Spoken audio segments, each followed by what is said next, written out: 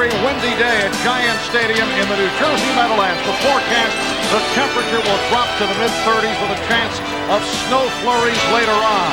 The Giants, despite suffering through a 7-game losing streak, have won 3 in a row, and with a record of 6-7, still alive among 8 teams vying for a playoff berth. San Francisco and Dallas are already in.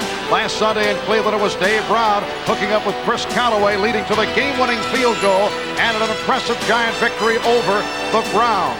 While Jeff Blake and his Bengals could not solve the Steelers' defensive scheme, and they were beaten by Pittsburgh to fall to a record of 2-11.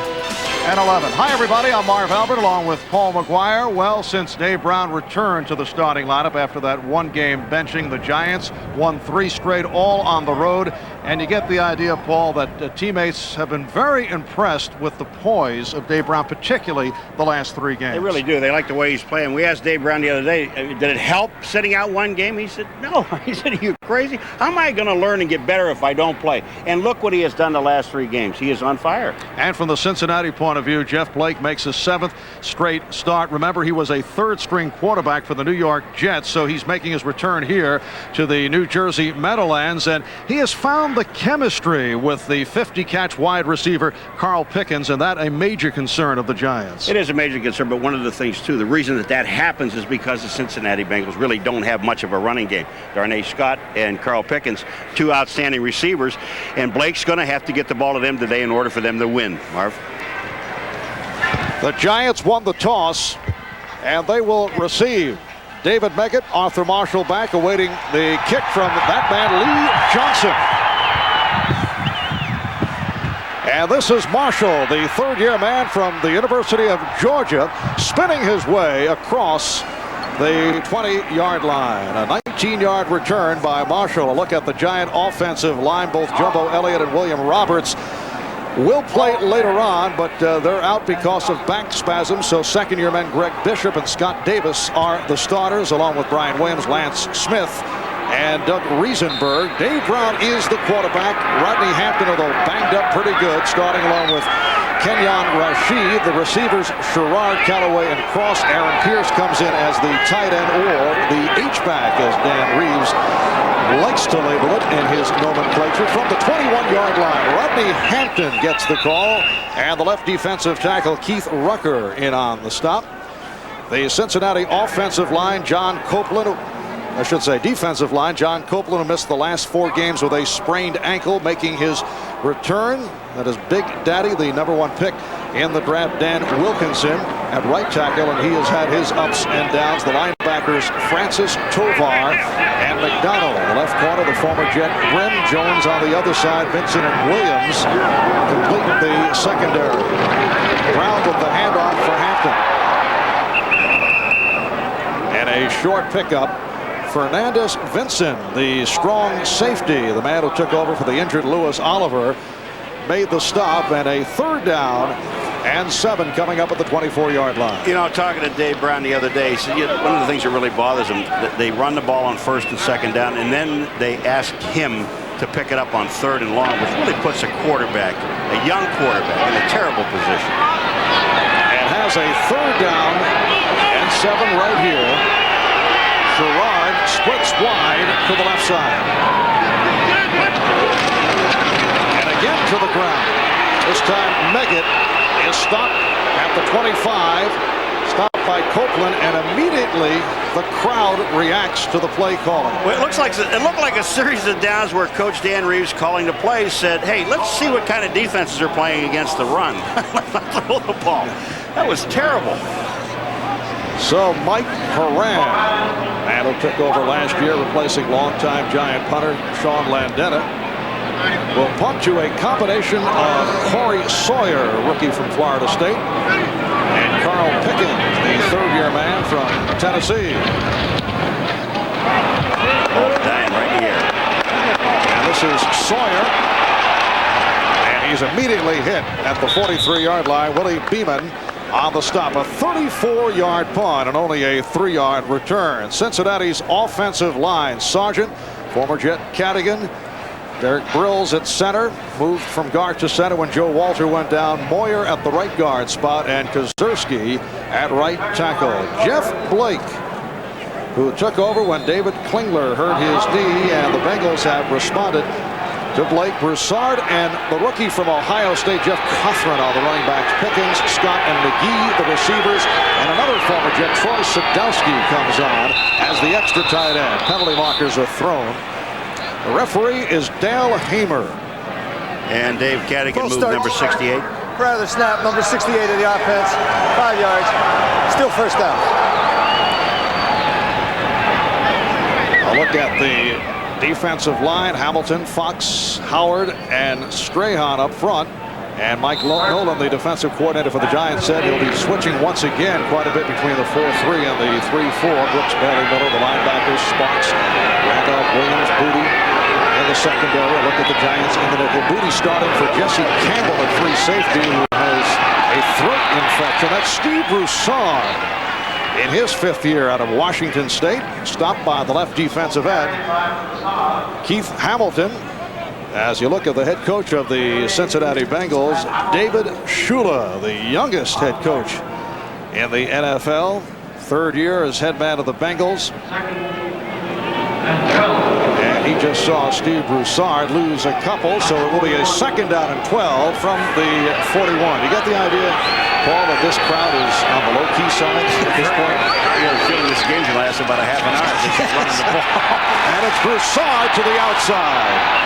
And run out of bounds. Run out by the right corner, Thomas Randolph. Actually, the play before Broussard picked up, they had a penalty on first down. He picked up 3 yards, and on this play, we talked about at the beginning, Marv, no running game. This team, they're not running the ball very well. They have to throw, and it's only a matter of time. And now it's time for Mr. Jeff Blake to throw the football. Cincinnati Bengal fans took to Jeff Blake as a savior after he came close to pulling off the upset of Dallas, then led Cincinnati to wins over Seattle and Houston. It's a 3rd and 10 from the 43. And Blake, let's see, did he get it in there to Broussard? Jesse Armstead going for the ball, and it was picked off. It was intercepted.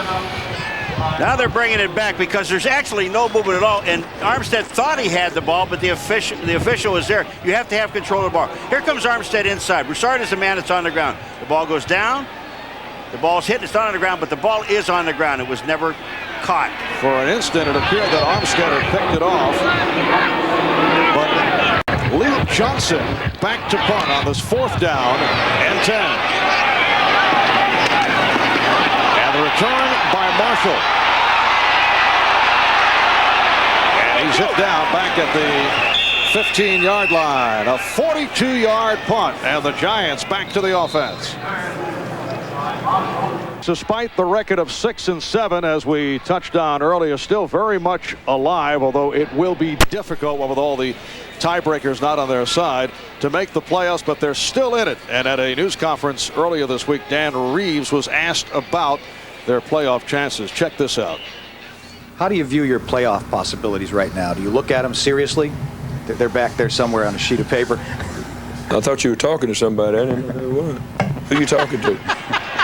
Little physical humor. That's the P word. They don't like to deal with the playoffs at this point. A screen pass for Rodney Hampton. And Hampton gets to the 1st down marker, hit down by the middle linebacker, Steve Tovar. He went for 11, and it is a 1st down. Well, this is set up beautifully, though. Brown back into the pocket, and the ball is tipped just a tad before Hampton gets it, and then he gets to the outside, picks up the 1st down. You know, this wind in this stadium is the most unusual place I've ever been. On the top of the stadium, the wind blows from left to right, the same way the Giants go. But at the bottom of the stadium, on the floor, the wind goes from right to left, and that may be one of the reasons why they're not throwing the ball that much. Giants 1st down at the 27-yard line. Play action. Brown looked to his right, and then found Hampton open. Gets to the 35, met by Tovar. This is the poise that you were talking about, Marv, with Dave Brown. Now, before he would have thrown the ball to the primary target, On this play, all he did was just sit back there and wait and wait and wait, and then found the dump-off man. They pick up 7 yards. Watch the poise of this young man now.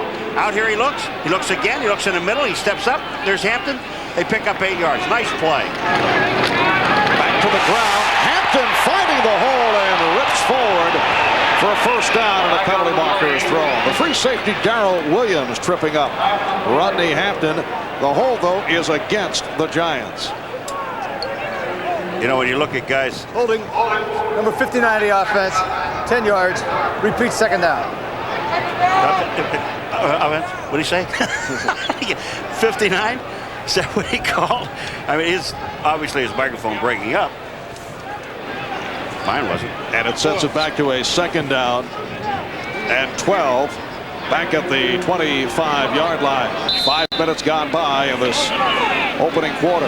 Well, that tells it all. The offense of the Giants and a chance at the playoffs. They're the worst team on offense in the National Football League and still have a chance to go to the playoffs.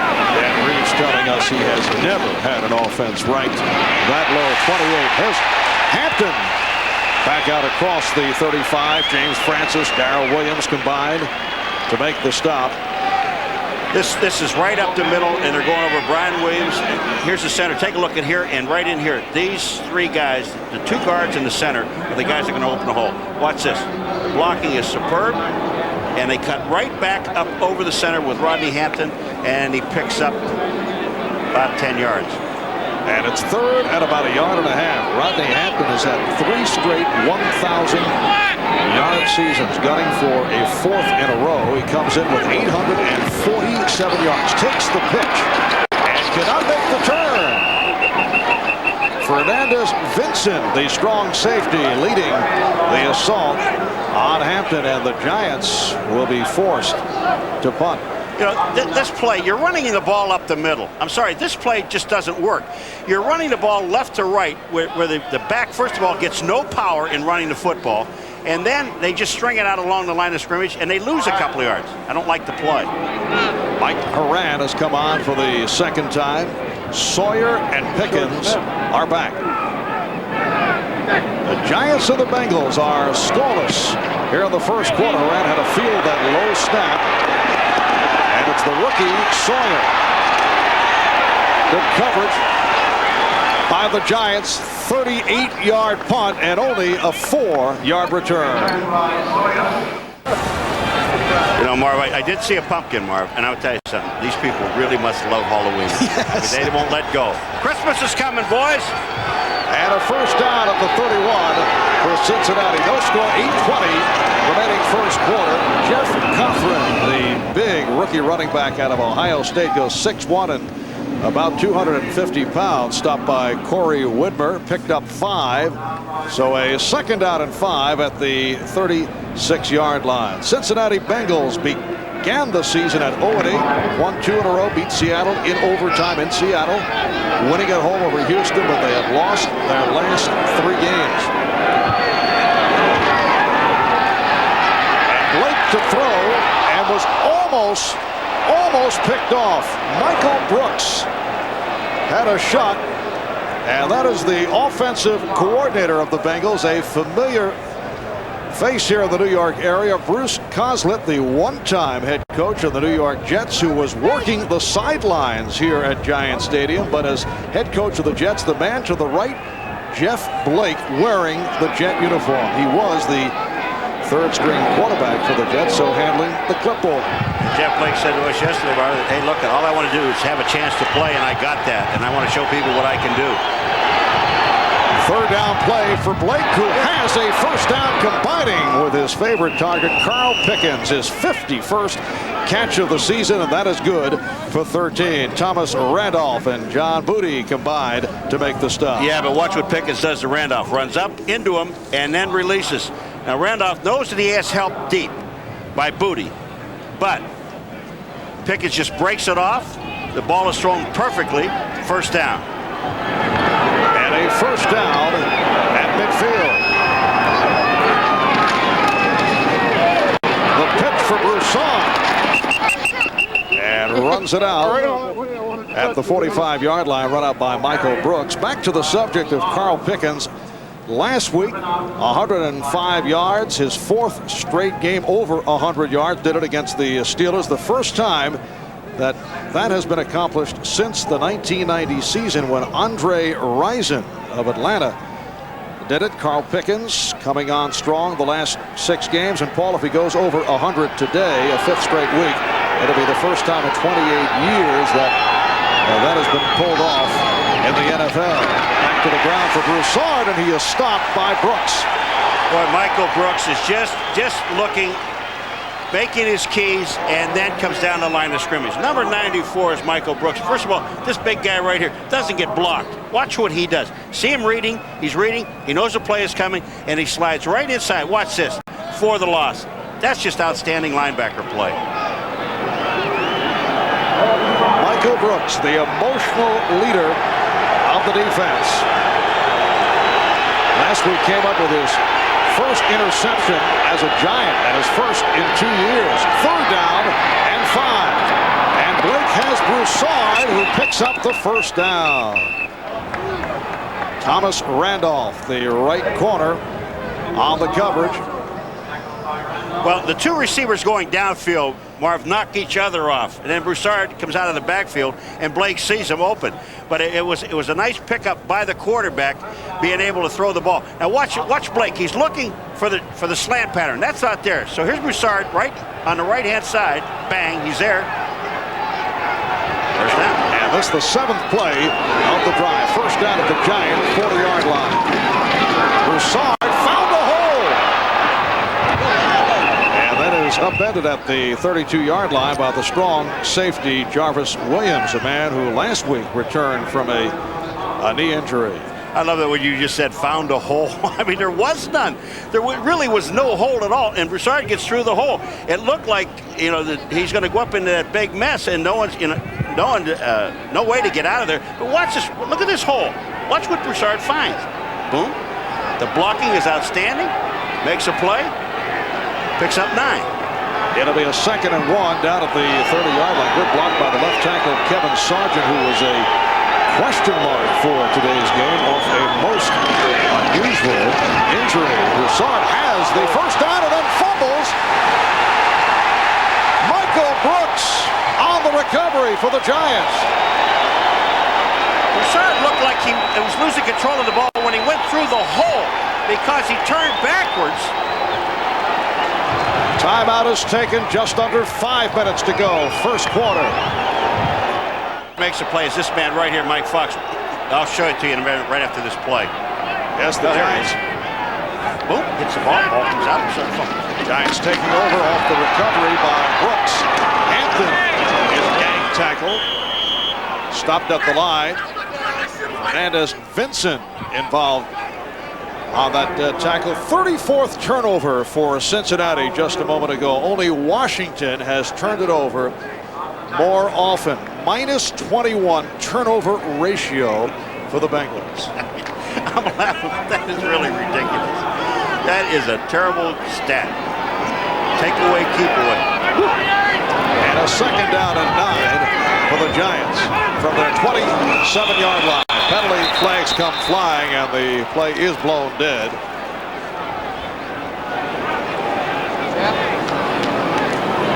Full start.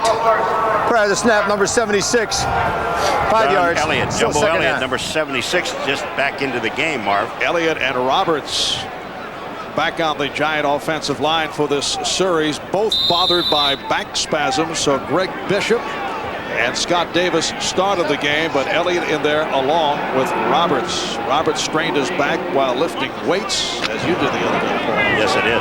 And Elliott bothered by back spasms throughout the week. Last week was replaced by Greg Bishop. 2nd down and 14 at the 22-yard line. Marv Albert and Paul McGuire from Giant Stadium as Brown shows the play action, and that is intercepted. Picked off by Steve Tovar, who gets inside the 20 and tackled by the tight end Howard Cross. Oh, Tovar does a great job in getting depth. He gets great depth on this play. The ball was thrown to Howard Cross, coming across the middle. And Tovar just makes an outstanding play. Hold on a second. Stop it, guys, right here. Here's the guy. But watch, see the depth that he has back from the quarterback. He's back, what, 15 yards. Now watch what he does. He reads the quarterback now. Here comes Cross across the middle. The ball's thrown. He goes up, knocks it down. What a super interception. And for the Bengals, only their 9th pick of the season. They're last in the NFL in that department. So Blake to work. And Blake couldn't find anybody and is taken down. Keith Hamilton and Michael Strahan combining for the sack. That's the one thing that this young man usually does is this young man is go in a hurry. But Strahan is the guy that comes in and makes the play. He is way out here, and watch this. When a quarterback holds the ball that long, watch what happens. Here he comes. Boom. There's the tackle. Way from the other side of the field. And a second and long leading to Derek Fenner. Trying the middle, stop by Michael Brooks. So Derek Fenner carries the ball for the first time. Derek Fenner has struggled. He has fumbled 4 times. He says very candidly he feels he is out of Cincinnati's plans for next year. We can understand those thoughts because the Bengals have made it clear that they are looking at one of the outstanding running backs coming out of this year's draft. I think that is their prime target, to get a running back. And there are a lot of them coming out. 3rd down and 9 at the 17. Cincinnati is the worst team in the NFL inside the 20 within the red zone. Blake, penalty marker is down as Blake going down tried to release. Strahan putting the pressure on. They're going to have a holding penalty against the Bengals. But Blake is staying in too long. He's waiting too long. He's putting too much confidence in his offensive line. It's good to have confidence in your offensive line, but this young man, since he's been playing, Marv, has released a lot quicker than he's doing now. Released by running down the field with the football. He only has to pick up 9. He's got the speed and the agility to do that. Number 73 of the offense, 10 yards, still 3rd down. Ken Moyer. Let's see what I'm talking about here. Now watch Blake in this pocket. He's staying. Now normally he would be gone by now, but he doesn't. He tries to go up in. Strahan is the guy that makes the play, but there's a holding penalty. That's the left tackle, Kevin Sargent. I mentioned the unusual incident that he suffered, actually a household accident yesterday while he was feeding his baby. Paul, listen carefully. Apparently he dropped a plate on his foot. Blake running out of trouble.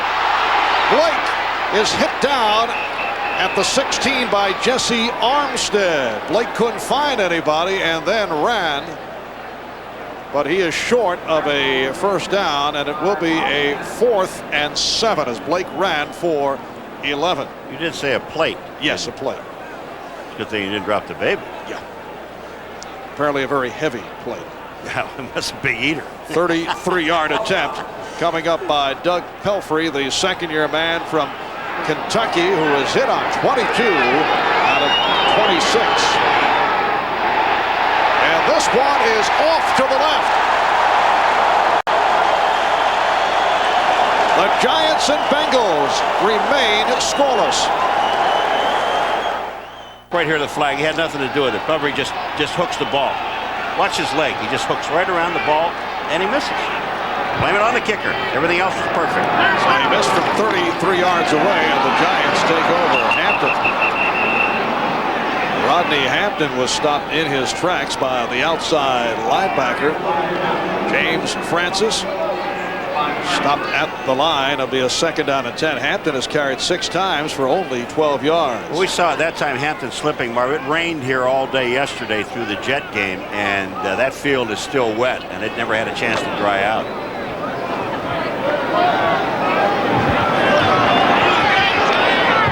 Let's see if the Giants run again on 2nd and long. Yes, they do, and it is dropped. Hampton couldn't handle the pitch and then was able to cover up, and he in turn is covered up by the left defensive end, John Copeland. You know, I don't care about the wind. You still should be able to throw the football. You've got to let Dave Brown throw the ball. Now here's the toss. Toss looks good, but it hit Hampton right in the face mask. The toss was a little high, but you still keep your eyes on the ball. Hampton obviously was looking to his blockers. You know, it was amazing talking to Rodney Hampton because, you know, you said they changed, they put Scott Davison and Greg Bishop. And we said, you know, when you're scouting the Bengals, what were you looking at? He told us, he said, no, I look at our offensive linemen. I want to see what they're going to do so I can run. I think, Rodney, you've got it backwards. It's a 3rd down and 14 at the 20 from the shotgun. The handoff to Megan. And Megan not able to make the turn. And again, you hear the crowd reacting to the play selection of the Giants. Corey Sawyer was able to force Megan out of bounds. There was a real trick play there. You know, the other team's throwing the ball. You can throw the ball against the wind. You just have to shorten up the patterns. But you can't just have the quarterback throw the ball on 3rd down, Marv. It's just not fair to the quarterback. Giants have managed to pick up only 1 first down. Cincinnati with 2. 17 seconds to go in this first quarter. And the punting unit is back on the field as we get a timeout called. Cincinnati taking the timeout.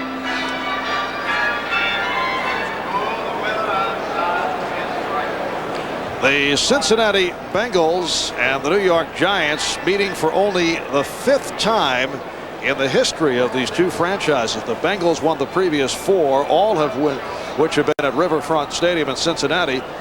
The Bengals are 0-4 here at Giant Stadium in the Meadowlands. However, all 4 losses have been at the hands of the other club in the area, the Jets.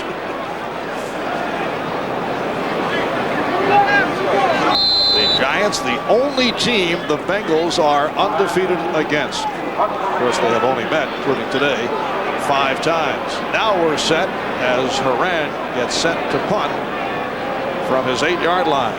This game is going. They're going to keep that streak. And a pop-up from Haran. Fair catch. Handled by Corey Sawyer. A 32-yard punt. And Cincinnati takes over with 10 seconds to go in this first quarter. Not much happening in this first quarter. Cincinnati 59 total yards. Giants with 35. This is you're in first down situation, and if again, you know, the flags are going left to right, but the Bengals going right and left, and obviously they're kicking the ball better, throwing the ball better. Throw this ball on first down. But just the last time and a half, you're going to have a chance to do it if the wind is that big of a factor. Well, Pickens to the right, Scott to the left. First down at the 47. And the acceleration by Broussard. Steve Broussard is stopped by the outside linebacker Corey Miller as this first quarter comes to a close. An 8-yard pickup by Broussard. We'll be back in a moment. Stopped behind the line. They were running up the middle against Fox and Howard, and then they made a change to put Stacy Dillard in the game, number 71, and he takes on the center. Stacy Dillard breaks that and moves upfield. That's Brill's number 65 as a center. He just went right through him, stood him up, made the play. Outstanding. Stacy Dillard in his 3rd year from Oklahoma last week in Cleveland. Got to the quarterback, Vinny Testaverde. It's a 3rd down and 2. Flag is thrown and the play blown dead. Legal motion again by Cincinnati. False start prior to the snap. Number 77, 5 yards, still 3rd down. Number 77, Kevin Sargent. Saw a plate coming. Ducked. Yes. Thought a plate was going to fly. This was not a household incident, though, Paul. Kevin Sargent, also a guy who's made it back from a broken arm. Broke it last season. Did not heal properly. Took some time before he was able to get back into playing shape. 3rd down and 7 at the 50 as the second quarter gets underway. Mark Albert, Paul McGuire from Giant Stadium. Blake again couldn't find anyone and then was tripped up. Hamilton and Strahan combined to make the stop. Strahan was the man that really got his feet and knocked him down. Otherwise, Blake would have had a lot of running room up the middle of the field because, again, he was rushed out of the pocket, went up the middle, and he likes to run up the middle with the ball. Here's Lee Johnson, who is averaging just under 44 yards, second in the AFC behind Jeff Gossett of the Los Angeles Raiders, looking to angle it with Megan back. And took the high hop inside the 25, handled by Steve Tovar, so that is a 23-yard punt. Mike Sherrard has come on strong as of late. He's been a big play receiver after a slow start, and actually very unhappy about being out of the offense earlier in the year, a subject we discussed with Mike. Yeah, it's just the fact that, you know, if we're winning, I'm not going to complain about anything. If I'm not catching any balls, just blocking, running decoy routes, if the team is winning, that's fine. But if we're losing 7 games in a row and I'm not being used, and I think I can help things out, you know, I'm going to tell my coach or the quarterback, whomever, that, you know, I want to be part of it. I want to help our team get back on the winning track. And, you know, since the Houston game, they've got me involved. They design plays for me, and they give me opportunities, and it's worked out. And Dave Brown opens up on first down by throwing the ball, connecting with the other wide receiver, Chris Callaway. What a difference it makes when you throw on first down. Now, Callaway was coming across the middle. Sherrard was going deep, cleared it out, and Brown hits Callaway. Perfect throw. The Giants have a first down at their 42-yard line. 2 minutes have gone by in the second quarter with no score. Hampton not able to get going. Reaches out to the 45, met by the left defensive tackle, Keith Rucker. Indianapolis and New England are scoreless in the second quarter. The same for the Rams and Tampa Bay as we check the ticker. Giants with a second down and 6 across the 45-yard line. Dave Brown back as the starting quarterback. Last 2 weeks of the wins over Washington and Cleveland, the feeling is that he has made progress. He's come back from a concussion and that one-game benching against the Cardinals. And Brown completes for another first down. Sherrard beating the defense. Sherrard heading down to the goal line. Tackled by Darrell Williams. A 53-yard pass play. I mean, what a play. When you have time to set up and throw the football, Dave Brown hits Sherrard coming across, and then he breaks it up the middle of the field. What he's complaining about is he thought he stuck the ball over the end line. Now, coming across the middle, you're going to see Sherrard. He goes in motion and comes back underneath. Look at how open he is. There's absolutely nobody on him. Now he breaks. Hold it right there. Stop. Here the guys right here. He goes right through the center of the field, and there's nobody really there to stop him. What a great play. And a first and goal down at the 1-yard line, and here is Hampton for the touchdown.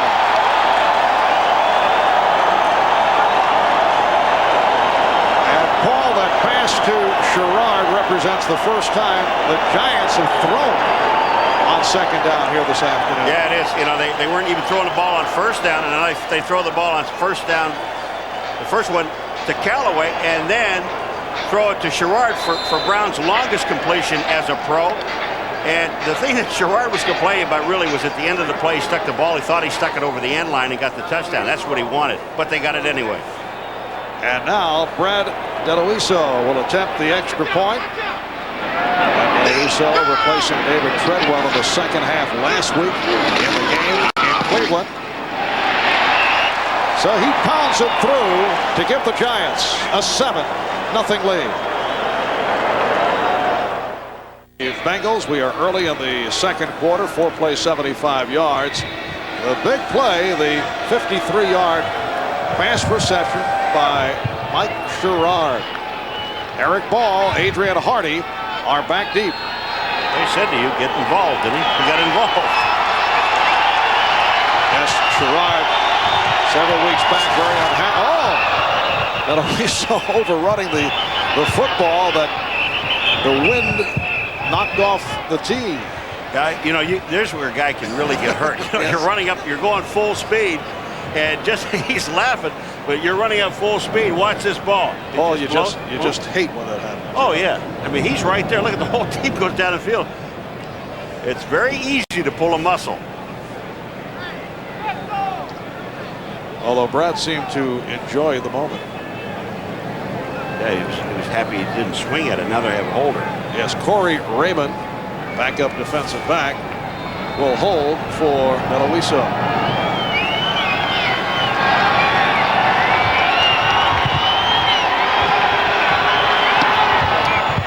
And he makes good contact. A return by Eric Ball.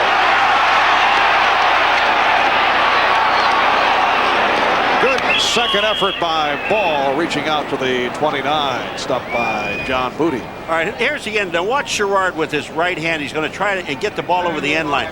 He knows he's going to get caught at about the 5 right here. Well, watch with the ball. See what he's doing? He tries to get it over the end line. He is out of bounds before it goes over. That's what he was complaining about to the official. He thought that he broke the plane to the goal line, but he was out of bounds when he did it. Nice call by the official. Cincinnati from the 30-yard line. 11:35 remaining in the first half. Oh, Cothran took a shot. Michael Brooks, I mean, this is a shot. You talk about disappearing. You know, you see those head-on collisions where the guy gives a little bit and you may pick up a half a yard. You don't pick up anything here.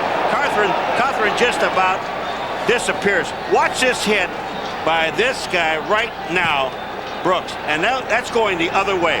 What a play. What a play. Loss of a yard, 2nd and 11 at the 29.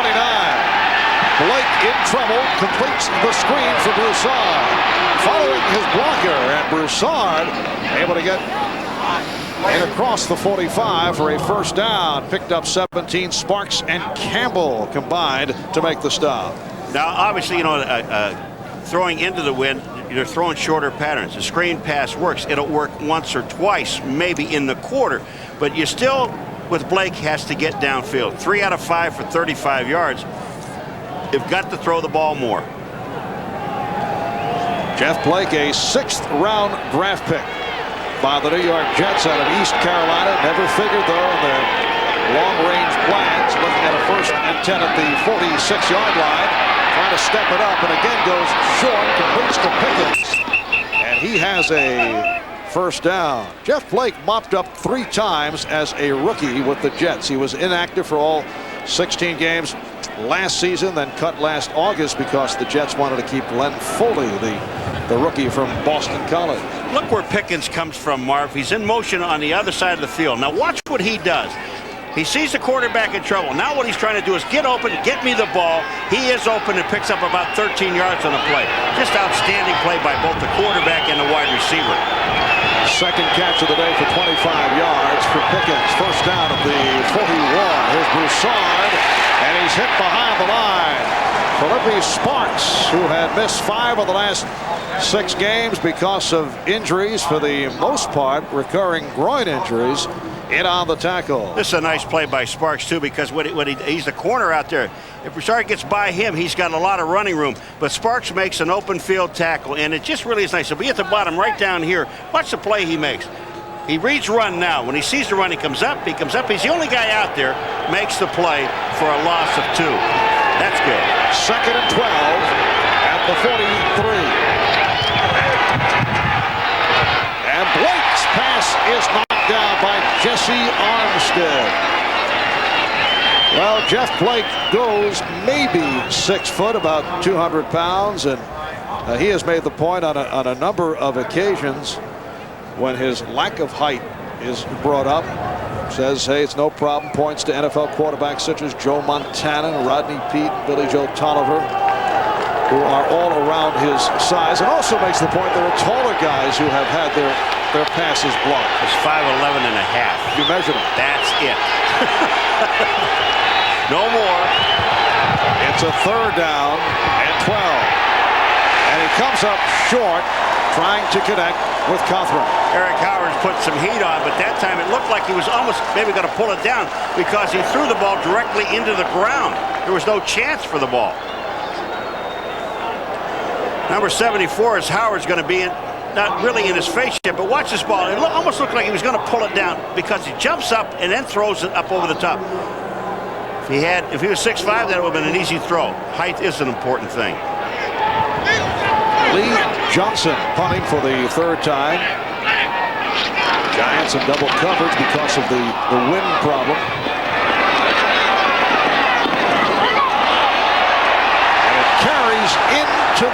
zone. It's a 43-yard punt, and now it's being run out by Arthur Marshall on a delay. Players were standing around, and then Marshall, feeling it was a live ball, was able to run it out, but there's a penalty flag. Penalty flag is down. And let's see what the call is from Dale Hamer. Blown. The ball dead is a touchback. 1st and 10 on the 20. Timeout. Well, apparently it was ruled dead in the end zone. So it is a touchback, and they'll move it out to the 20 when we return. So he walks over and picks up the ball and decides, I'll run with it. And he brings the ball out, but the ball was blown dead. Now, Marv, you said there was a flag. Yes, there was. They had illegal substitution, they thought, and the flag was picked up because, as the good Dale Hamer said, there was no illegal substitution. So we got everything cleared up. Yeah. All right, so they'll start out from the 20-yard line. Dave Brown, 4 for 5, 89 yards, and that number helped by the 53-yard completion with Sherrod. Hampton picks up short yardage. Ricardo McDonald, the outside linebacker, made the stop. Pick up a 4. It'll be a 2nd down and 6. Well, coming up next, it is the most part of that. I read about that, yes. 2nd down play. They're calling it a 2nd down and 7. And Brown will throw on 2nd down for the 2nd time and completes with Callaway. Callaway with a 1st down and some more. Hit from behind by James Francis. So that's a 21-yard gain. You know, we talked earlier about this young man, and you said, Dave Brown, the players are feeling about the confidence that he has. Well, he has grown up very fast. Look at this young man. Watch him sit there. That's confidence in your line. He waits, he waits, he waits, and then he sees Callaway and dumps it off. He was not the primary target. And James Francis is going to try to strip the ball. You see him reach his arm in there? But what Callaway did, feeling him come, he moved the ball into his other hand. The Giants start out from the 43 on the 1st down play. It goes to Hampton, Tovar, and Francis combined to make the stop. We were talking with Dave Brown after practice on Friday. He said he got so down during that losing streak that went 7 games that he actually stopped going to places that he normally visited. Did not want to see anyone. Even stopped going to Knick games, and he's a season ticket holder. The fans and the press can get down on you when you're losing. You know, when you're winning, it changes. I like the thing he said about the newspaper. He hasn't read one all year. His mother is saving him for him so she can read them to him when the season's over. I never go. You got to read the paper sometime. 2nd down and 5 at the 48-yard line. Again, Hampton. And short of the 1st down, tripped up by Big Daddy Dan Wilkinson, who did not start last week because reportedly he was late for a couple of pregame meals. Head coach David Shula said he is not in the doghouse. I don't think he's missed too many meals at 6'5" and 313. He's probably eaten somewhere. Maybe just didn't make the meals that they had. The overall 1st pick in the draft, Dan Wilkinson. 3rd down is outside. And 1, yes. And Brown completes. Sherrod on the 1st down. No flags thrown. Big Dan, Big Daddy, he was offside. You know, you can't get into the neutral zone. You can't before the ball. And I don't understand why they didn't throw a flag here, because Dan Wilkinson was in the area. Now watch this. See, here's that area you're talking about. Watch this. Look at his hand. He's offside. He's in the neutral zone. But they got the 1st down anyway. Giants 1st down to the Cincinnati 40-yard line. 5.5 to go in the 1st half. Hampton on a slant. And Tovar and Brim combined to make the stop. Steve Tovar last week, 13 tackles in the loss against the Steelers, leads the team in that department. Get the feeling they're trying to get Rodney Hampton his 1,000 yards today.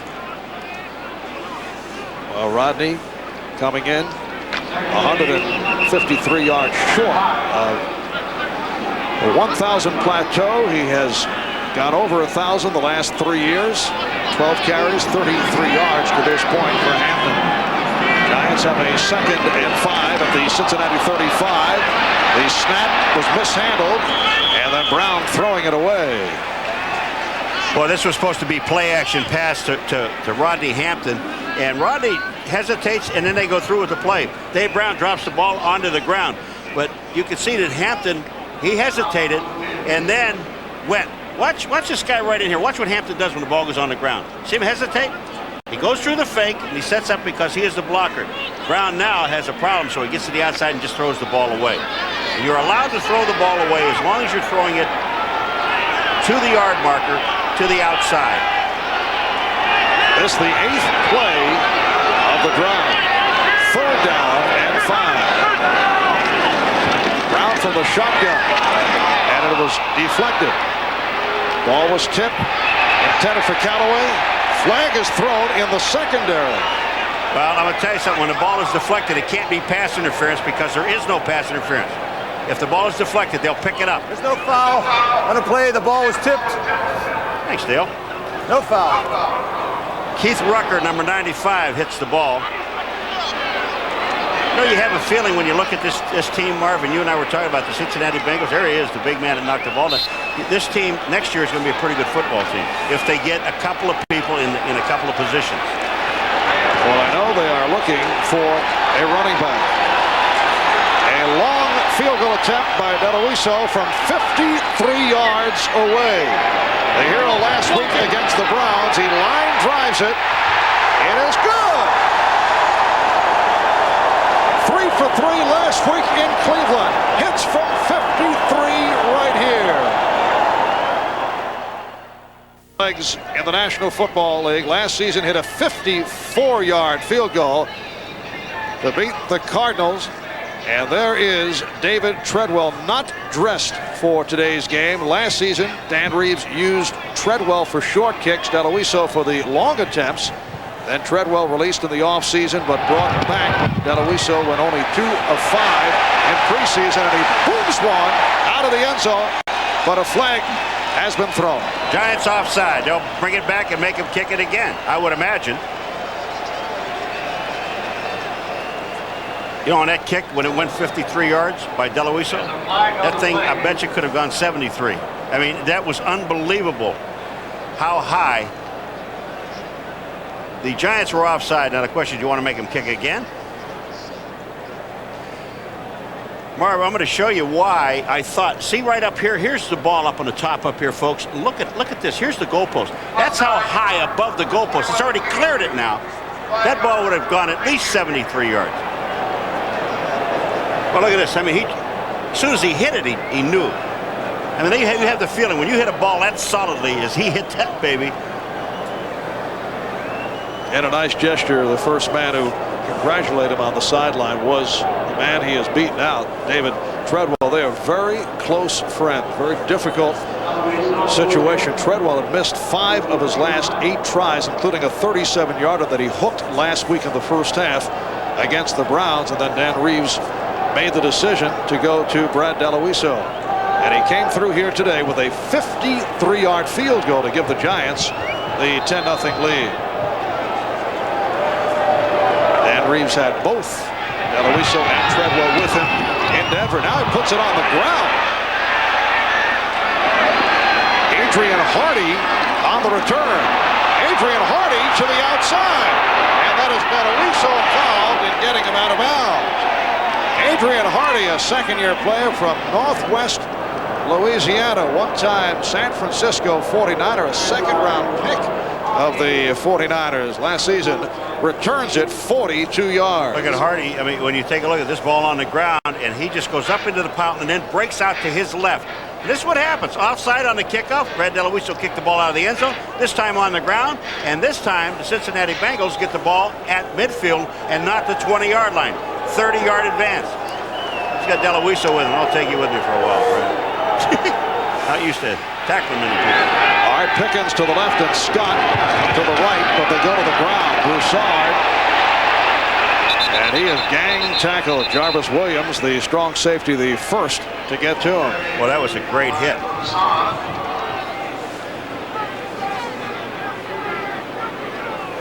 Steve Broussard 4 weeks ago suffered a neck injury that caused some partial paralysis. Making it back into the lineup. Free agent pickup from Atlanta. He was a first-round draft pick of the Falcons. Just picked up 7. It's a, I should say, picked up 3. It's a 2nd down and 7 at the 47-yard line with 3:35 remaining in this first half. Blake looking downfield, could not find anyone. Again, good coverage, and it's almost picked off. It's almost picked off twice on that sequence. First cleanly, and then on the deflection. Corey Widener almost got the ball first, number 90, and then I think it was Whitmer, I'm sorry. Right there, the ball is tipped up in the air, then hit again, and then Michael Brooks almost had it. That's a tip drill, 3-way tip drill. 3rd down and 7 at the 47-yard line. Giants 10, the Bengals nothing. Giants trying to make it 4 straight wins. Blake going deep, and it's dropped by Pickens. Carl Pickens beating the secondary, but could not make the catch. This ball is perfectly thrown. I'll tell you, can you throw it into the wind? Yes, you can. The ball was thrown 50 yards. But it looks like Pickens here slowed up, looking at the wind, and then had to accelerate again. Campbell is down there with him, but Pickens has this for a touchdown. Look at this. He slowed up, and the ball goes off his hands. Should have caught the ball. Perfect ball. Blake knows he's got touchdown. Look at this. Just catching. Lee Johnson on to punt once again. Short punt. Arthur Marshall did well to make the catch with that tricky wind. So we're down to 3:12 remaining in this first half, and the Giants get it back. A reminder, next Sunday, NBC Sports will present an NFL doubleheader starting 12:30 p.m. Eastern Time with NFL Live. Most of you will see the Jets play host to the Chargers, or New England go up against the Buffalo Bills in Buffalo. Game 2 of our doubleheader. Most of the country will see a battle between Cleveland and Pittsburgh, a big game, a game which could determine the winner of the AFC Central. And the NFL has moved this game to a 4 p.m. Eastern start so more fans can watch this important matchup. Check your local listings for the game in your area. From the 25-yard line, Brown with the play action. And then his pass is batted out. Well, I'll tell you, Brown's 6'5". He's just too short, Paul. Crumrye gets him. Well, you know, if you think that Cincinnati Bengals have seen enough of Rodney Hampton today, not so. If they look around, look at this. 27, 27, 27. There's some Rodney Hamptons all over this joint. I mean, these guys have got to be really confused. Paul, your mind is so confusing. Yes, it is. It's been a long weekend here. It's a 2nd down and 10 at the 25-yard line as we come up on 3 minutes to go in the half. Brown with the time, and that intended for Aaron Pierce. Oh, Marv, you know, you want to know why Brown has been throwing the ball very well. He didn't throw it well here, but, I mean, he's got all the time in the world. Watch this. Watch this offensive line. Right down the line. Guys are on the ground. Look at this. They're not even close to Brown. He has got all the time, and then he has a throwing lane and makes a bad throw. It's a 3rd and 10 from the 25-yard line. The Giants 10 and the Bengals nothing.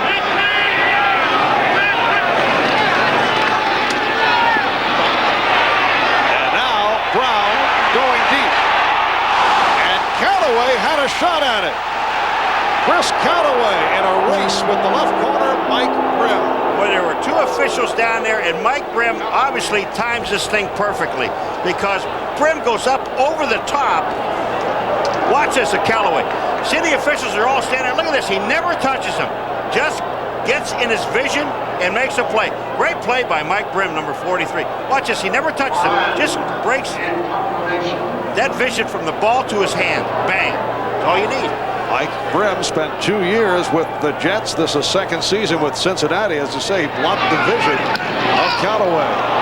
Ran with his 4th punt of the day. Handled by Corey Sawyer. And Sawyer broke the tackle, directing traffic, and hurdles his way inside the 30-yard line. A flag is thrown. Good return by Corey Sawyer. He went for 38 yards off a 40-yard punt. Oh, and Carl Pickens, you know, you talk about heads-up play. Pickens sees him get through the maze, basically the maze. Sawyer gets through the maze, and then he just turns and gets downfield and blocks the punter. Illegal block. Personal foul. Number 2 on the kicking team. On the return, 15 yards, end of the run, first down. Legal block on a kicking team. All right, here it comes. Watch this. You see Carl Pickens? Watch what he does. Sawyer goes through the hole. He goes through first. Pickens. He sees him live. Now watch what he does. Turn, heads up. Nobody behind. Let me go forward here. I'll get the punter. Nice play. Now the penalty here is called on Horan. You know why? Watch him. He goes at his feet. You can't block a guy below the knees. That's what he's doing. He's going down on Pickens to block him below the knees, and they call it. Good call. And a nice return by Sawyer, breaking the tackle of Jesse Campbell. And it puts Cincinnati at the Giant 12-yard line. First down. Just under 3 minutes to go. And an unusual call. Just under 3 to go in this first half. And it's the second back. Broussard to the outside, and he's run out at the 6-yard line by Campbell. Right here, let's check in with Greg Gumbel for this update. Greg? All right, Marv, 5 games ago, the Colts switched Ray Buchanan from safety to cornerback. He's had an interception in every single game, and 3 of them returned for touchdowns, including this one. 90 yards, unfortunately, goes into a bit of a showboat routine at the end of it. Still, with the extra point, the Colts lead the Patriots 10-0 in the second, Marv. Bill Parcells and the New England Patriots coming off the solid victory over the Jets last week, trailing the Colts. Here's Broussard, and he is stopped down at the 3-yard line by Sparks.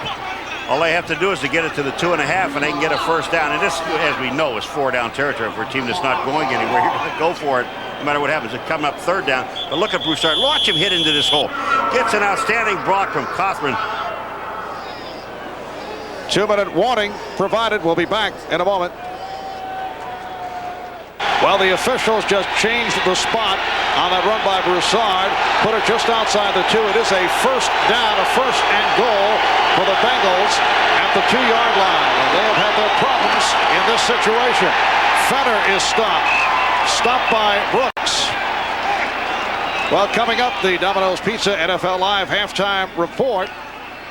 Greg Gumbel, Joe Gibbs, Mike Ditka will be on hand, plus Bob Costas with a special conversation with Ken Norton Jr. of the San Francisco 49ers. Norton talking about the strained relationship with his father, the former heavyweight champion of the world, Ken Norton Sr. That's coming up at halftime. Second and goal down at the 1-yard line. And you see people jumping on both sides and flags are thrown. Now, last week against the Pittsburgh Steelers, the Bengals not able to get it in. They had 3 attempts on 3rd and goal from the 1 and then try to throw it in. They tried 3 runs, could not convert, and then Blake came up short. The call here against Cincinnati. They called it on Cadigan again for moving, number 68, Dave Cadigan.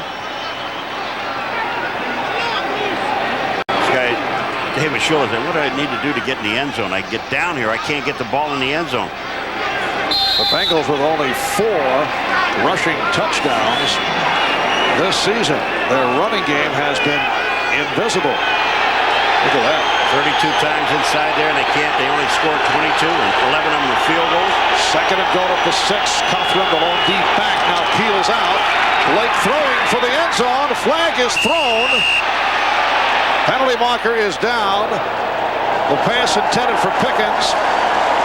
How about holding against Cincinnati? And it may be Kevin Sargent, number 77. I'm not sure. But he was back there. There's a holding penalty. That'll 10 more. Holding. Number 77 of the offense. Number 77. Yeah, he's holding. Kevin Sargent. Me? Yes, you. Here you are, right outside here. Watch this. He's going to be holding Strahan. Here, that one around the neck is not legal.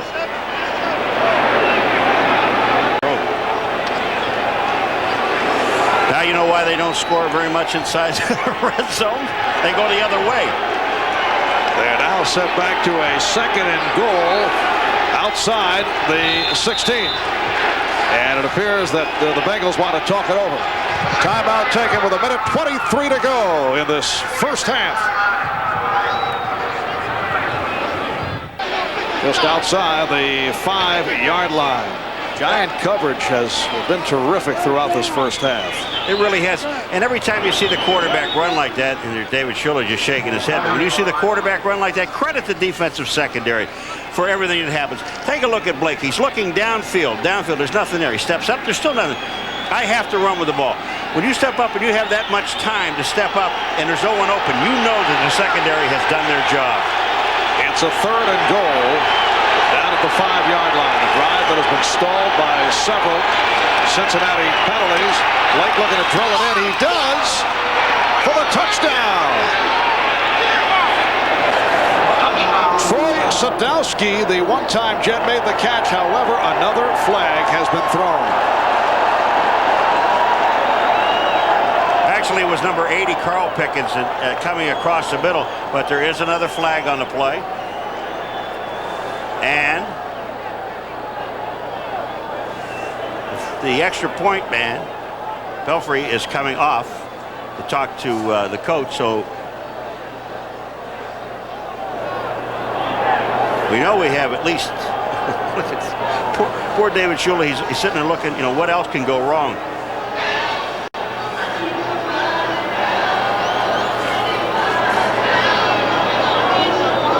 Okay, here we go. There's no flag on the play. Touchdown. Oh, it is a touchdown. No flag on the play. Carl Pickens came across the middle, and this play, you talk about blocking for the offensive line. Now Blake had plenty of time to throw the ball. Pickens comes all the way across from the left outside and underneath the goalpost and makes the play.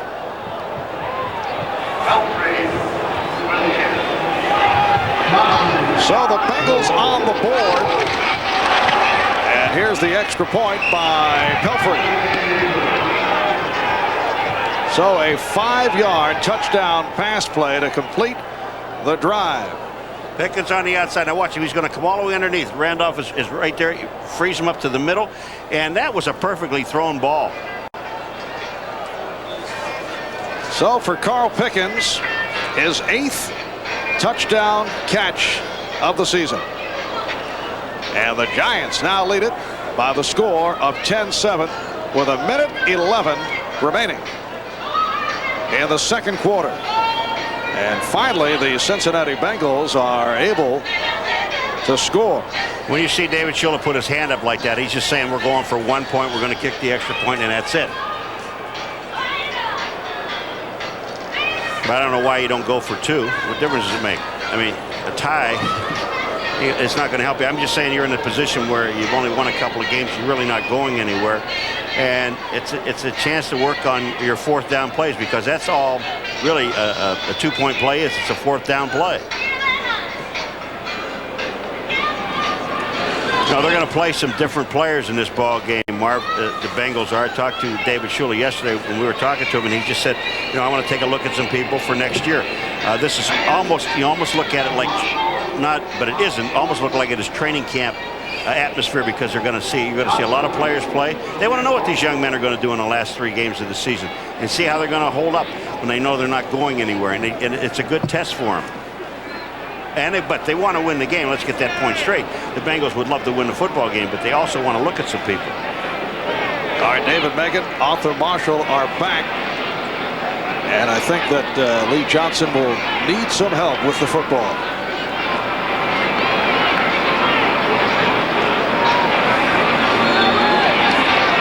So Corey Sawyer will hold it. And Johnson puts it on the ground. Handled by Derek Brown, the backup tight end.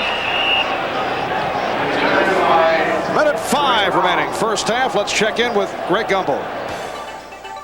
All right, Marv, at Foxborough, the Patriots come right back after the Buchanan interception for a touchdown. Drew Bledsoe to Leroy Thompson, 9 yards and a touchdown. Less than a minute to play in New England, and the Patriots cut the Colts lead to 10-7, Marv.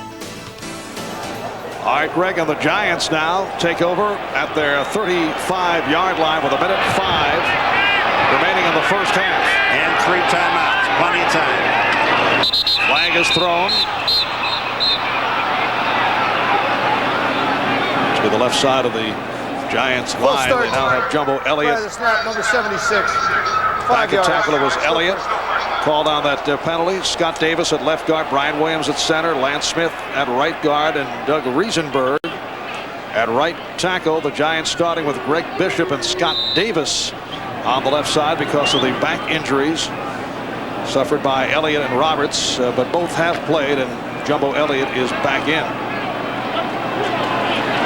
It is a 1st and 15 from the 30.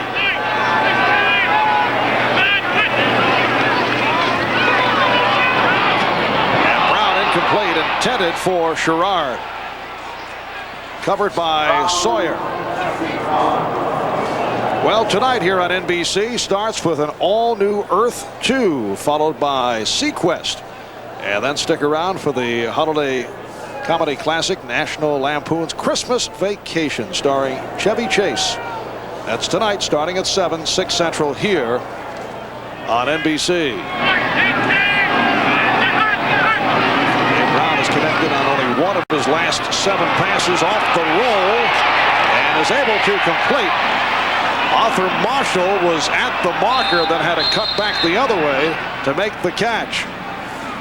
And they spotted just short of a first down. Giants take a timeout with 52 seconds remaining in the half.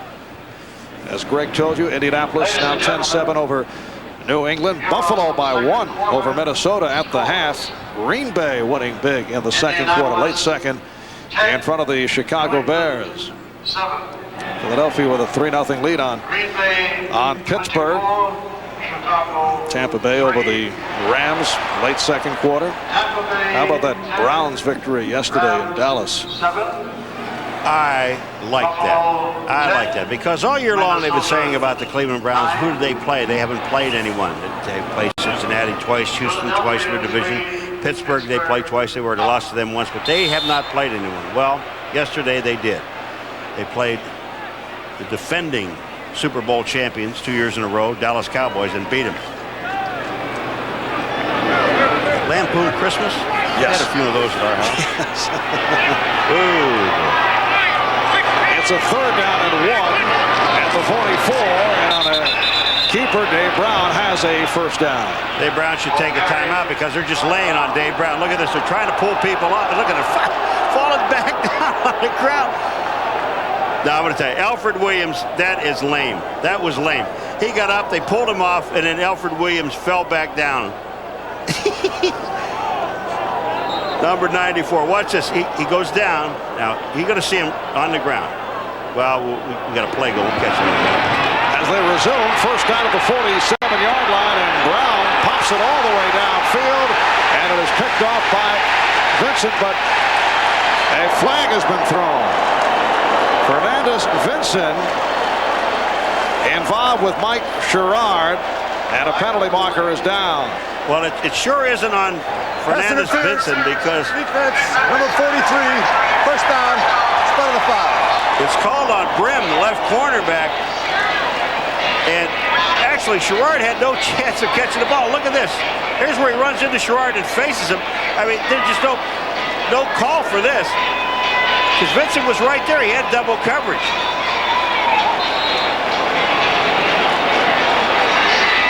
The interference, the Giants get it at the 10. First and goal at the 10, 29 seconds remaining in the half. Brown throwing for the end zone, intended for Callaway. Well, he gunned that baby. What they've got to think about is getting the ball to Meggett, because Meggett is being covered by Steve Tovar, which is a linebacker, and that's just tough duty. If you run the same play and get Meggett out into the flat, he's going to be on a linebacker. And that's the coverage, the ideal coverage that you want.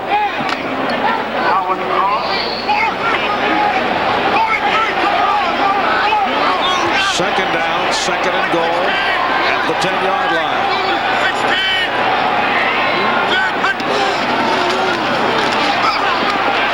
Brown with a soft pass to Sherrard. Just picked up short yardage. Steve Tovar was right there. And the clock is stopped with 20 seconds remaining in the half. Well, they have one timeout now. That would be for a field goal if you don't get it in on this play here. Well, actually, yeah, on this play here. But you know, they had the ideal situation twice now with when you have a guy like Meggett coming out of the backfield on a linebacker. You want to get him the ball and let him do his work because everything else has been cleared out.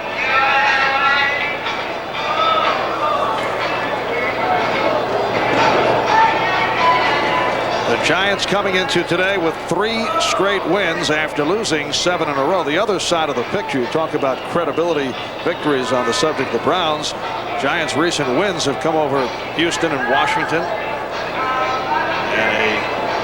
And the Cleveland Browns, which certainly did afford them credibility, but people do point to the quality of the opposition.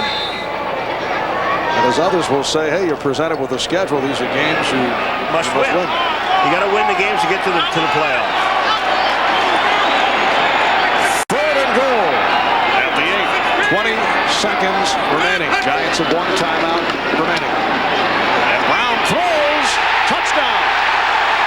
Howard Cross, the tight end, with his 4th touchdown catch of the season. Boy, that was a dart. Dave Brown just threw a dart. You had to catch that because it got stuck right in his chest when he threw the ball. Number 87, Howard Cross, will be on the left-hand side of your screen. He just goes up and sets up right on the goal line. Watch this ball. Bam! I mean, no one has a chance to even get there. Tovar's number 51 was a linebacker. He just saw it go by. There's no chance for me to get it. Yeah, that's the first catch of the day by Cross. All set up by the 43-yard pass interference on Brim. Aloiso with the extra point, and with 16 seconds remaining in the first half, the Giants lead 17-7. Problem with that is when Brim takes a look at it, and when he looked at it on the film, he just really had no business being where he was. You can't face guard a guy, first of all, and then he ran into Sherrard when he was trying to face guard him. It's just a terrible play by the corner.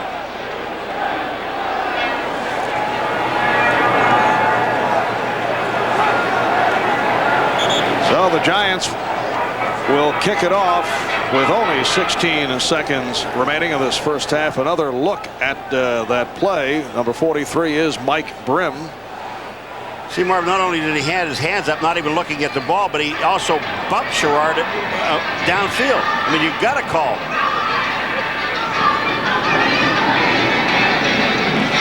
Well, Eric Ball and Adrian Hardy are back awaiting the kickoff from Aloiso.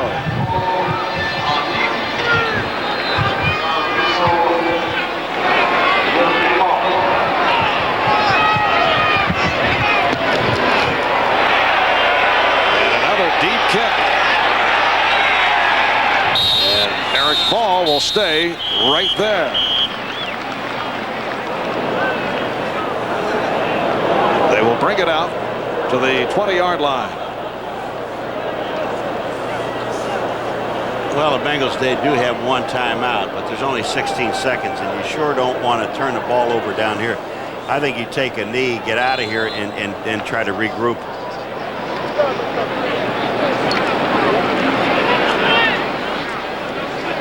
That's what they're going to do. Yes, Jeff Blake just running out the clock. So the Giants hear it from the home crowd. This is the first time that they have been at home since the loss to the Cardinals, which concluded the 7-game losing streak. Giants 17, Cincinnati 7 at the half. Right now, let's go to Greg Gumbel in New York. big factor down there on the field, because in the first quarter the Giants didn't throw the ball hardly at all. They threw a couple of screen passes, but once they got the wind at their back in the second quarter, then of course Dave Brown was throwing the ball all over the place. Well, Dave Brown 9 of 17, 144 yards, 1 touchdown, 1 interception. Jeff Blake 5 for 11 for 54 yards. As we check out the Coors Light halftime stats. Well, I think the one is that if you take a look at it, it's the Bengals rushing, and most of that is Jeff Blake. As Blake not able to find receivers because of the good coverage by the Giants secondary, and has had to run the ball. Yeah, the Giants secondary has played extremely well. And this is Brad DeLuiso, who hit from, they changed it officially to a 52-yard field goal, originally announced as 53. DeLuiso taking over from David Treadwell and gets the second half underway. Eric Ball on the return. And Ball is hauled down at the 30-yard line. So Cincinnati to the offense as this third quarter gets underway. A 24-yard return by Ball. Tito Wooten on the stop, and here comes Jeff Blake, one-time New York Jet out of East Carolina.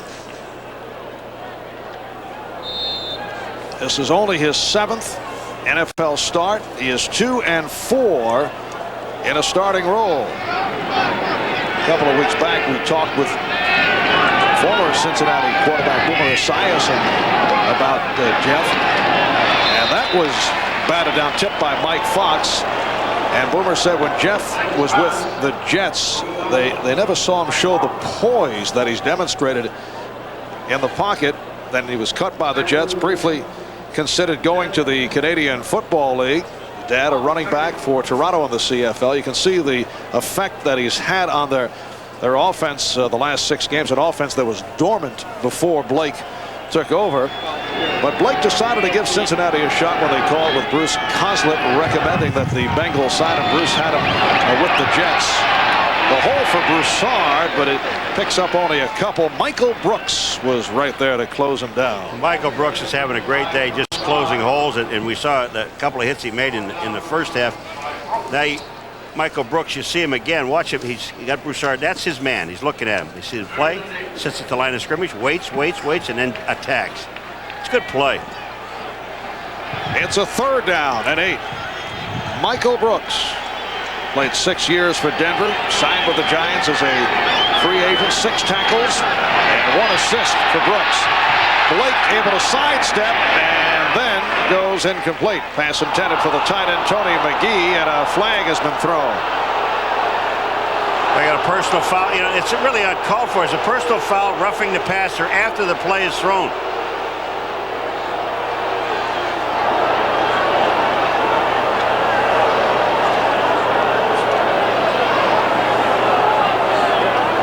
All right, we'll hear the call from Dale Hamer.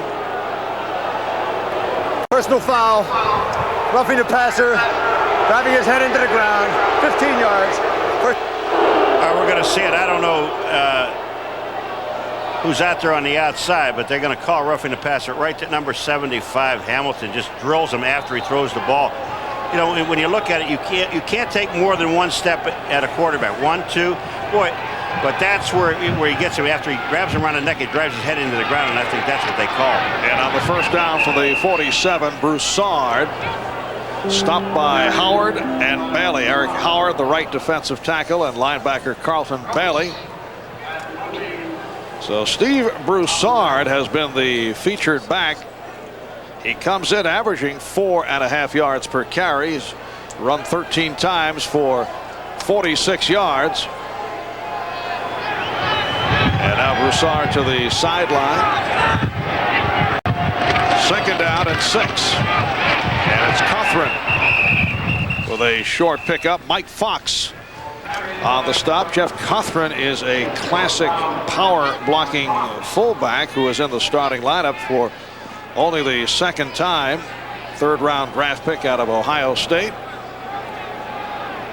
And it sets it to a 3rd and 2. At the Giant 45. They alternate like crazy with the backs. I mean, now we're seeing Fenner is in the backfield now. So that's 3 different backs on 3 different plays. Derek Fenner, the lone deep back for this 3rd down and 2. But Blake to throw. And he completes for the 1st down to Carl Pickens, covered by the outside linebacker, Corey Miller. Yeah, well, you're looking at a situation here where the Giants have to be in some kind of a zone coverage and then man-to-man underneath. Because look at Pickens. When he comes out, he goes across the middle.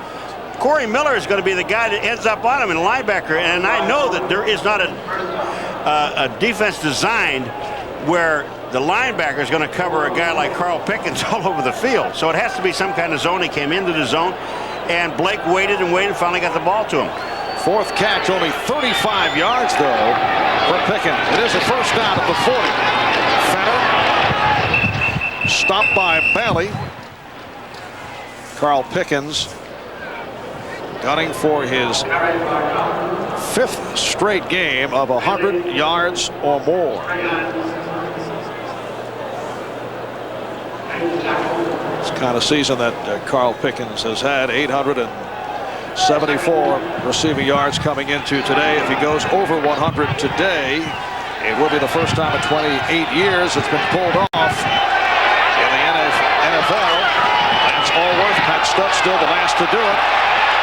On the flea flicker, Blake throwing, and it's almost intercepted. Thomas Randolph had a shot at it. The pass intended for Darnay Scott. Darnay Scott gets held up at the line of scrimmage. He can't get out, and this was the design play to throw the ball to him. The Giants didn't bite on it. That's number 1, but Darnay Scott really had a tough time. I think it's the first time he's throwing the ball to him. Here at the end, you see it, but the coverage is just so good downfield. There's no place to go. Randolph was there, almost makes the play. But as Darnay Scott, here he gets free, he's downfield. They have 3 guys are on him. Lucky that wasn't picked off. 3rd down play, 3rd and 7 for the Bengals. Blake going short range to Cothran. And he has a 1st down run out by Brooks. These are some tough fans. They boo all the calls. You know, they didn't like where the ball is being marked here. But Cothran just heads up play, makes the catch, and then looks at the marker and tries to get to the marker. Now, whether he's there or not, they have to bring the chains all the way from the other side. Oh, they're right there. 1st down. Nice play by Cothran.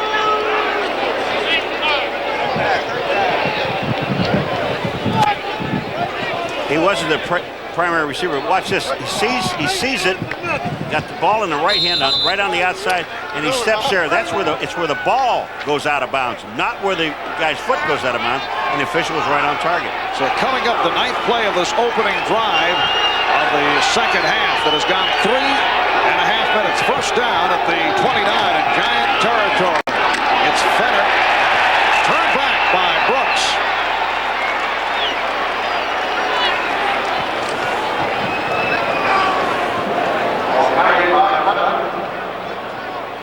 You know, Michael Brooks is such an impact player, and Howard also 74 is in there. Look at the stand up in the middle there. Once they stand him up, and then there's 74 as Howard, but Michael Brooks, once he gets his hand on it, they just seem to go the other way all the time. There's no forward progress.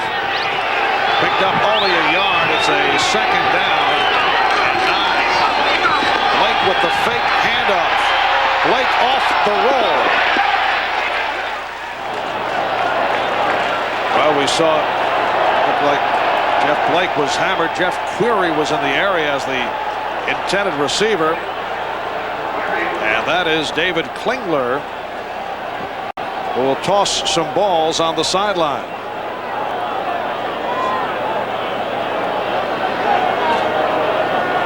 Blake is throwing, and he's just trying to get rid of the ball here. He really has no place to go. And then the shot by Coleman Rudolph comes in and just drills him, and that is a good hit.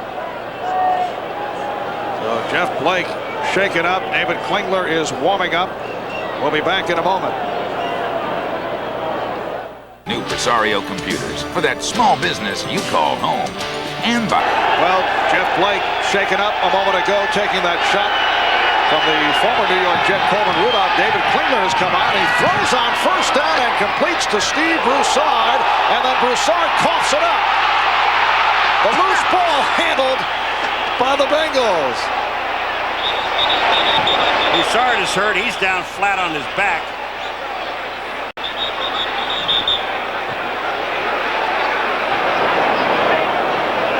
Cincinnati has recovered. It's the only way Darnay Scott is going to get the ball if it comes off the turf. I mean, here it comes. Klingler throws the ball. Broussard gets just drilled right here. Hit, bang. Down Michael Brooks again. The ball comes out, and then, watch this. When Booty grabs the ball, it just slips out of his hand. Up, and Darnay Scott is right there, makes the reception on the ground. But that won't count as a reception. No, it won't count as a reception. But that's the only way they're getting it to him. Look at this. Ball comes up. Darnay Scott makes the catch on the fumble. And now they're checking out Steve Broussard, who took the hit.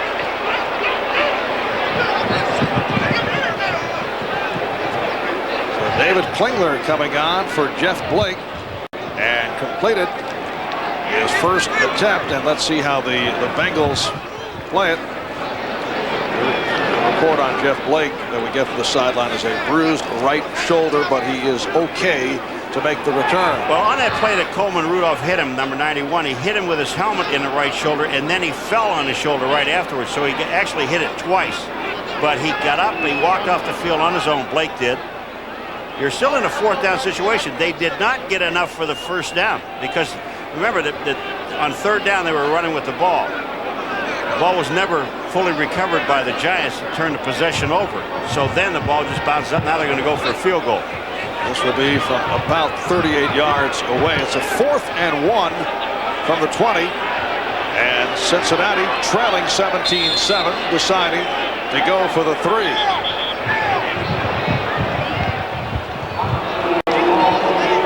Doug Pelfrey missed from 33 earlier. 22 for 27 on the season. This officially from 38. And Pelfrey's kick is good. Giants 17 and the Bengals 10. With a smile despite the bruised shoulder, talking with the quarterback's coach, one-time standout quarterback for the Bengals, Kenny Anderson. The kickoff is on the ground and run back by Brian Kozlowski, one of the up men, able to protect it. There's Kenny Anderson in a conversation with Jeff Blake. And talking to Coach Shula yesterday, David Shula, and we're talking about Blake. And would, by any chance, Klingler get in the ball game? Only on an injury situation. Blake is his quarterback for the rest of the year. Now, talk about quarterbacks. The interesting thing about the Giants, Marv, talking to Dave Brown the other day, is that he said they don't audibilize on passing downs. On some of the running plays, there's some audibles, but normally they just don't audible. It's not in their system.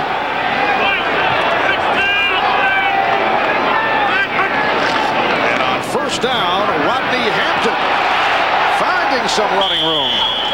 Stopped by the combination of Steve Tovar and Rod Jones. That's just some good screening blocking, because Darrell Williams, number 31, the free safety for Cincinnati, he just got himself caught inside. They're yelling at him now, and he's talking, but he gets himself caught inside. And I'm going to show you something. This is amazing. He's out here, and then number 31 is the guy that gets caught inside right there as they go by, and Hampton gets himself to the outside, picks up 6. So second down and about 4. Hampton. This time he is bottled up.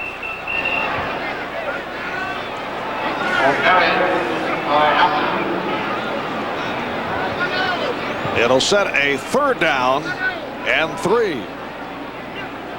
We were talking about the fact that, as you just mentioned, Dan Reeves does not permit his quarterbacks to audibilize.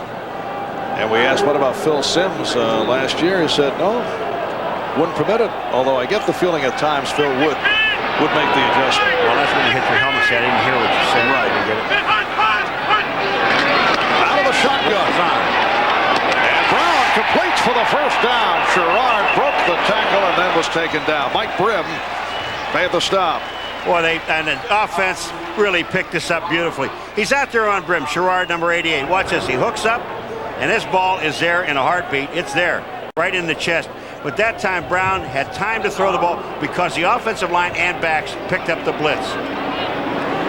So Mike Sherrard enjoying another good day. 4 catches, 75 yards, 45 catches for the season. Off the pitch, Hampton. Again, finding the room. And gets down to the 30-yard line. So Hampton, 15 carries, 47 yards. Ricardo McDonald on the stop. Reeves and Brown are communicating. Now, Brown's already has the play. That's quick because he knows that when he goes up to the line of scrimmage, his chances of audibleizing are slim and none. and once in a while, you'll see Brown, he'll tap himself on the leg. I'll get to it in a second. Hampton with the first down and additional yardage. Darrell Williams, the free safety, made the stop. The Giants have a first down. Dave Brown telling us the other day that time to time he has to remind Dan Reeves. Now that is not exactly from the computer age what you just saw. No, he has to remind him to put the microphone on, and apparently they went back to the old system of shouting the instructions. Well, let's see that down there on his hip is where the switch is, where Reeves is there, and you call a play. But a lot of times Reeves forgets to put it on, and Brown doesn't know what he's talking about. First down from the 21-yard line. The hesitation, Hampton is stopped. Hit for the loss. We're just under 7 minutes to go, third quarter, and the Giants are up, leading the Bengals 17-10. John Copeland with the reps on Rodney Hampton. So they finally got it. They ran that play 3 times in the same hole, and finally Cincinnati said, "Hey, they're running the ball over here. Why don't we put some people in that hole and we'll go ahead and stop it?" And they did. It'll be a second. 14 for the Giants at the Cincinnati 25. Brown getting the protection and completes to Pierce. Short of the first down. McDonald on the stop. Aaron Pierce in his 3rd year out of the University of Washington, coming up with his first catch of the day. Dan Wilkinson, Big Daddy, number 99. Is this a hold, folks? Watch this. Here he comes around to the outside. Bo Elliott is waiting on him. Waiting on him. Got the chokehold on it. Come here. Look at this. Come here. I need a piece of your shirt. 3rd and 3 inside the Bengal 15.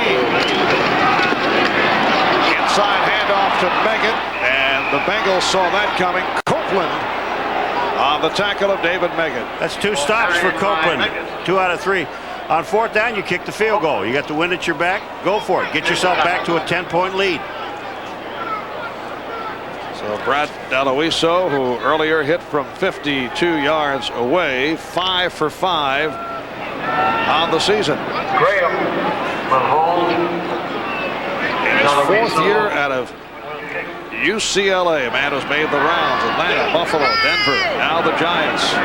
This from 34 yards out. And he pops it through.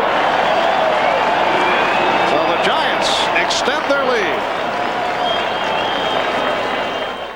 Well, once again, encouragement from David Treadwell, who basically has lost his job to his friend Brad Deloiso, just hit from 33 yards away. Well, Coach Reeves said to us that Deloiso will be the kicker. Something happens to him, but will be the kicker for the remainder of the season.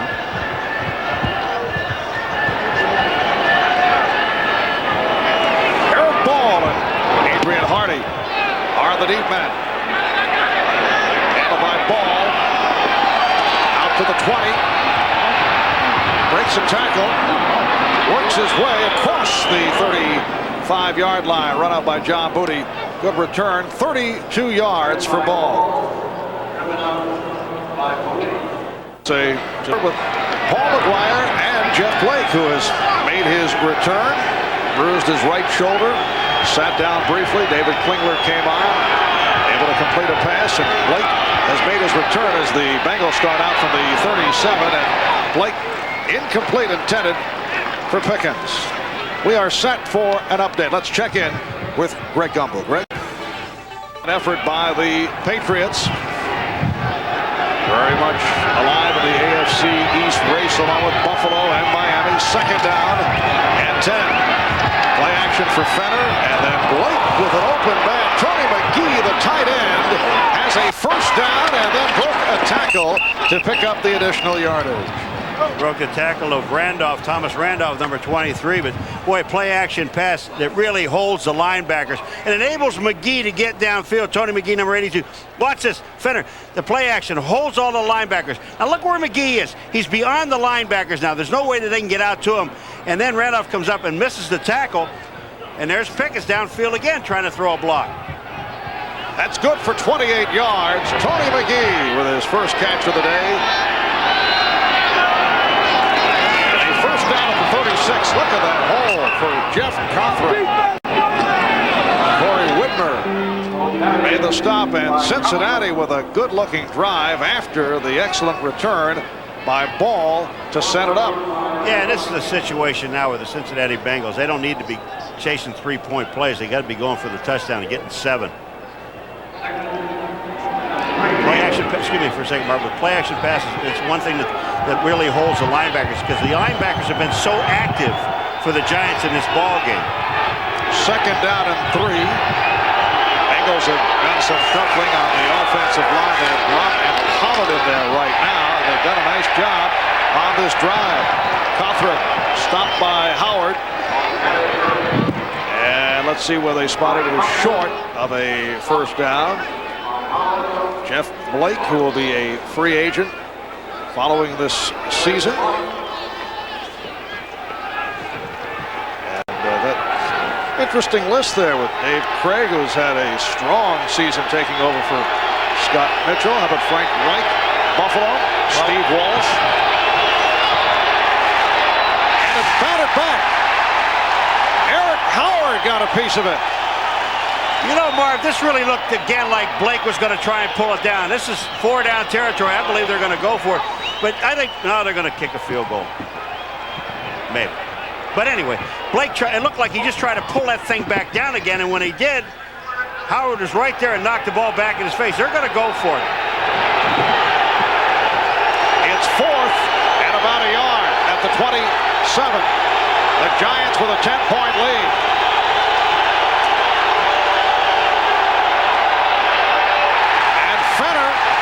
Trying to slash his way. We'll have to see where they spot it. The Giants seem to feel they did stop him.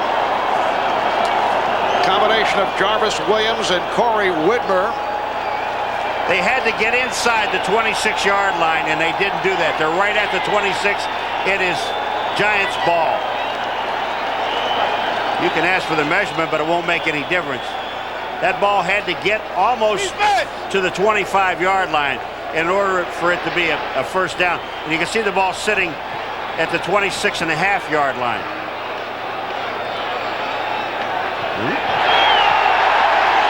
It will be Giants ball as we now get the official indication. So Corey Whitmer and Jarvis Williams combining to come up on a big play. We'll be right back. 2 minutes and 45 seconds remaining in the third quarter. Giants taking over on downs. First down at the 26-yard line. The Giants with a 20-10 lead on the Bengals. Brown swings it. Meggett was looking to throw, and he could not. Dave Meggett last year threw 2 passes on halfback options, and Paul both went for touchdown. All right, here's the guy. Here's that play before where they stopped. And watch right here. This is Dillard, and then this guy out here, Hamilton. Well, watch what they do. They stand up the center. They stand up the tight end and the tackle right here, and it opens up the middle. Stop right here, guys. It opens up this middle for the linebackers to come in and make the hit, so Fenner can't get up. See this? When it opens that, it gets people on the ground, then it allows the defensive backs and linebackers to come up inside and make the play. And on the 2nd and 16, Hampton is stopped. A short pickup, stopped by Keith Rutger. Now we're set for an update. Let's get back to Greg Gumbel. All right, Marv, and now the Patriots are rolling at Foxborough. Marion butts from a yard out on 4th and goal, down 10-0 at one point. The Patriots now lead 21-10 in the third at Buffalo. Minnesota's Terry Allen has scored from a yard out. The Vikings lead the Bills 18-17 in the third, Marv. Thank you, Greg. What a matchup next week with Buffalo at home for New England. It's a 3rd and 15 from the 21-yard line. Brown in trouble.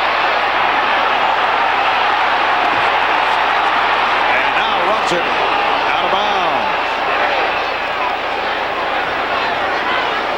We showed you that list of free agent quarterbacks earlier. Another look at it. Paul, you incorrectly, I know you prepare these graphics. You had Steve Walsh, Tampa Bay, and Chicago. You just want to make that. That may be where he's going. Yes. I may project it way ahead that he would be in Tampa Bay next year. Think about that for a while, boys. And with 4th down at 11, here is Mike Horan. So Pickens let it skip out of bounds. A 45-yard punt by Horan. And Cincinnati will go back to the offense with 1:16 remaining in this third quarter. We're just looking at that Buffalo score. If it does hold up there in the third quarter, but if it holds up and Minnesota beats Buffalo and New England beats Indianapolis, we have that game next week. Buffalo's already beat New England once, and that would put it back in a tie and really make that thing a mess again. What the Patriots are doing, you recall early in the year throwing the ball as often as they did. Air Parcells has become more of a defensive-oriented situation. Fenner getting the call. Patriots with an excellent defensive game last week against the Jets, and apparently able to close down Indianapolis after the Colts got off to the good start. A look at our lineup next week. It's a doubleheader day here on NBC, starting 12:30 Eastern Time with NFL Live. And you see the early games: New England, Buffalo, San Diego, and the Jets. Cleveland, Pittsburgh, another significant matchup. Miami playing Indianapolis, Houston, Kansas City, Cincinnati, and Arizona next week. 2nd down and 9 at the 32-yard line. Giants with a 10-point lead on the Bengals. Fenner stopped by Dillard. Well, what Cincinnati obviously is doing is running the clock out in the third quarter because they won't have to run a play here. Then they're going to have the wind at their back, not only if they don't pick up the first down, but for kicking the ball. So they ran 2 plays, and it's almost like wasted plays to me, because I think with this young man scrambling around and throwing the ball, he can do a pretty good job with or without the wind. And looking to the fourth quarter, they'll pick it up with a 3rd down and 4 at the 37. Giants by 10 after 3. We'll be back after these words from your local station. Back to Giants Stadium on a 38-degree windy day in the New Jersey Meadowlands. Fourth quarter getting underway. Cincinnati a 3rd down and 4 at the 37, and it looked like Blake's pass was tipped once again, intended for Pickens. That's got to be 4 or 5 tips in this ball game. As we mentioned, New England in front of Indianapolis. Early fourth quarter, 21-10 the score. Minnesota by 1 over Buffalo. If Buffalo loses, Cleveland, by virtue of that victory yesterday over Dallas, would clinch a wild card, at least a wild card. And the Browns would go back to the playoffs for the first time since 1989. All right, here's Lee Johnson. Waiting the punt, trying to keep it away from Meggett, who is the NFL's leading punt returner.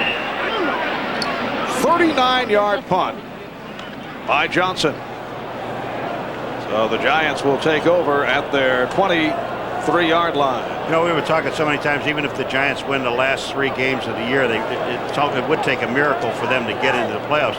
The reason being is the NFC, the National Football Conference. Out of the 7 losses, they lost 4 games in the conference, which is one of the first tiebreakers. It's a head-to-head competition, which they would lose. So, I mean, everybody has to lose everything in order for the Giants to get, and they have to win them all. So It's going to be tough. Well, Dan Reeves said to us the other day, so these days, you know, it's hard to be mathematically eliminated if you're halfway decent.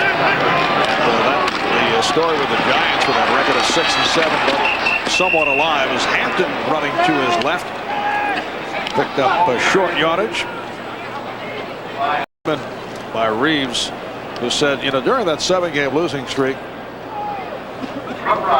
quoted a friend of his, told his players if it weren't for losing 7 in a row, we'd be undefeated. You got to look at some optimism anyway, you know. Yes. It's a 2nd and 6 at the 28-yard line. Fourth quarter is just underway. And the Giants lead by 10. Swing pass handled by Hampton.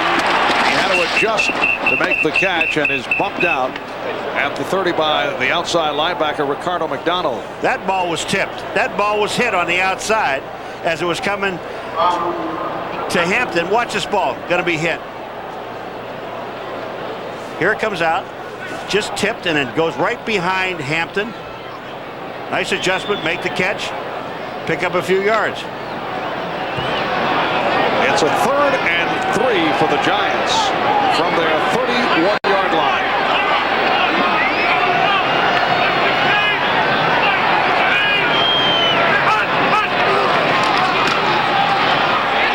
And now Brown going sideline. A jump ball that is handled by Corey Sawyer. The pass intended for Mike Sherrard, and Sawyer with his 2nd interception of the season. That looked like one of the Jeff Blake to Carl Pickens plays where he just puts it up there and looks for that jump ball effect. Well, the only problem with this jump ball effect, look at Sawyer, man-to-man on the outside, is that the wind stops the ball. You can't throw a floater into the wind and expect it not to hang up. It did.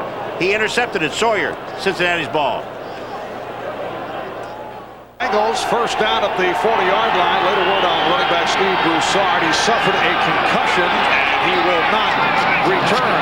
The swing for Coughlin.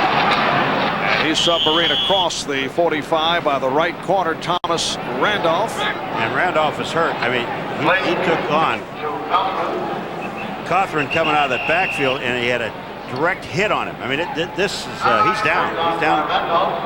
Randolph is down and hurt. I mean, that's tough duty to pick up that back when he's coming straight at you. Because Randolph is not that big.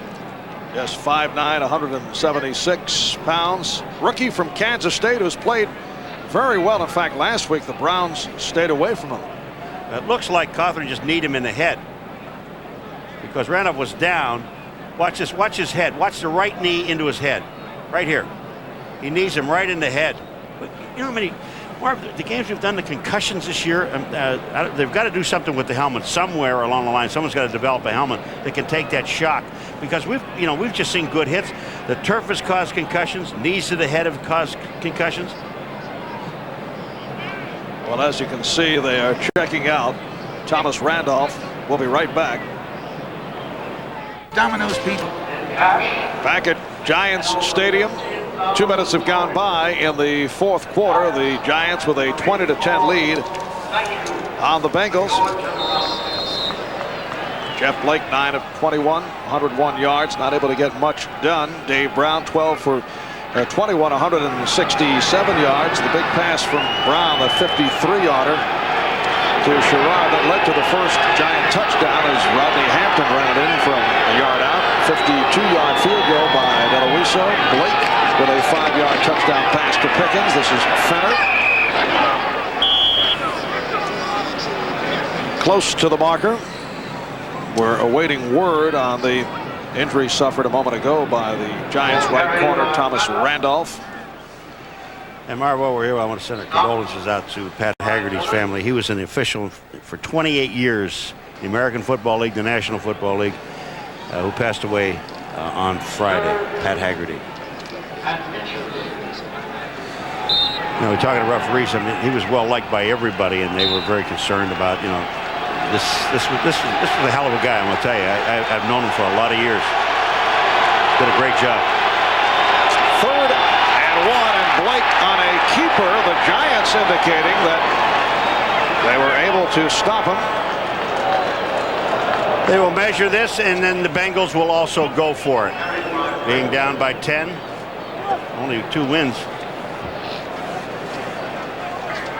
they can't help but not go for it if they don't make it.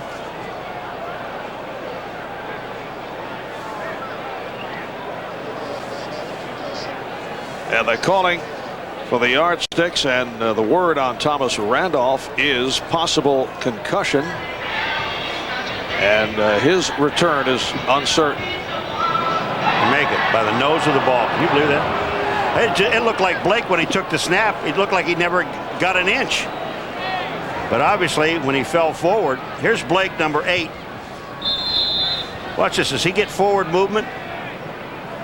Because he's turned back, and the ball, remember, is in his right hand. But that little continuous effort of his got the ball enough for the first down. I can't believe they have not really thrown the ball to Darnay Scott.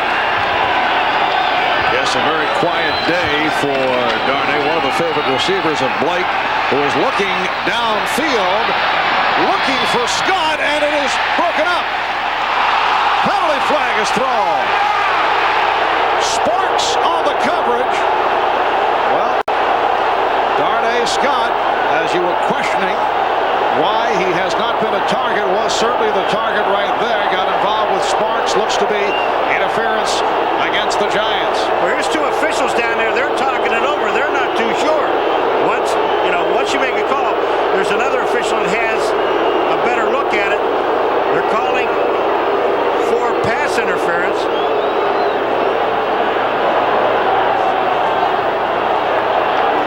There is no foul on the play. There is no foul. See, when you see those 2 officials talking, Mark, they're thinking, is there a foul or no foul? Look at David Shula. What do I need? What do I need to do? Do I have one? We've got Darnay Scott ISO'd for you. And the Sparks, is there pass interference? Watch it. Here they go. They're both going up for the ball. Oh, he's grabbing his left arm. That is pass interference. You can't grab the guy's left arm. Watch over here on the left-hand side.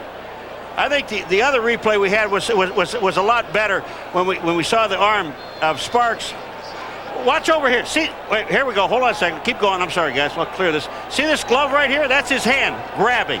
He grabs his arm and pulls his arm down. That's pass interference. It was an excellent call at the beginning, and the guy that talked him out of it made the bad call. Darnay Scott, a player with explosive speed, has not come up with a catch today. They have not been looking for him, so the penalty flag's thrown. It's a 2nd and 10 back at midfield.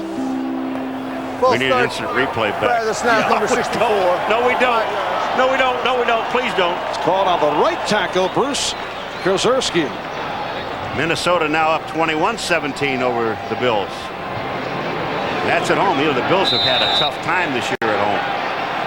Buffalo at 7 and 6. New England at 7 and 6 coming into today. Cincinnati's 7th penalty for 82 yards. Giants called 6 times for 53. 2nd and 15, and Blake able to complete to Scott. And it's a first down for the Bengals. Jarvis Williams on the tackle. Darnay Scott, the rookie from San Diego State, with his first catch of the day. That's good for 21 yards. Quiet all day long, and you're getting double coverage on Pickens on the top side. And here's Darnay Scott. Raymond releases him, and he just gets into the open area. Jarvis Williams is there, but Scott knows where to hook up. They get to that open zone in the middle. First down. Yes, Darnay has had his ups and downs. What a combination he and Marshall Faulk posed. Teammates of San Diego State. Now Blake again had the pass deflected. It's got to be 5 or 6 that's been knocked down. I mean, it's unbelievable. When you have a quarterback that is 5'11 and a half, Marv, he has to have throwing lanes. You can't try to force the ball over the middle. He is frustrated when you see him, after he throws the ball. Again, 5 or 6 and being knocked down. Look at him. I mean, you got to have throwing lanes. You can't be trying to throw the ball through guys that are 6'5". It's impossible. And that's a big front that the Giants present. Here's Fenner finding a hole and is able to spin inside the 30-yard line. Eric Howard on the stop. You look at the Giant front. Hamilton is 6'6", Fox 6'6", Dillard 6'5", Howard 6'4", Strahan 6'4", Rudolph 6'4". That's a an NBA front line that Blake is going up against. Just got a thought for the Giants. Those are Christmas tips.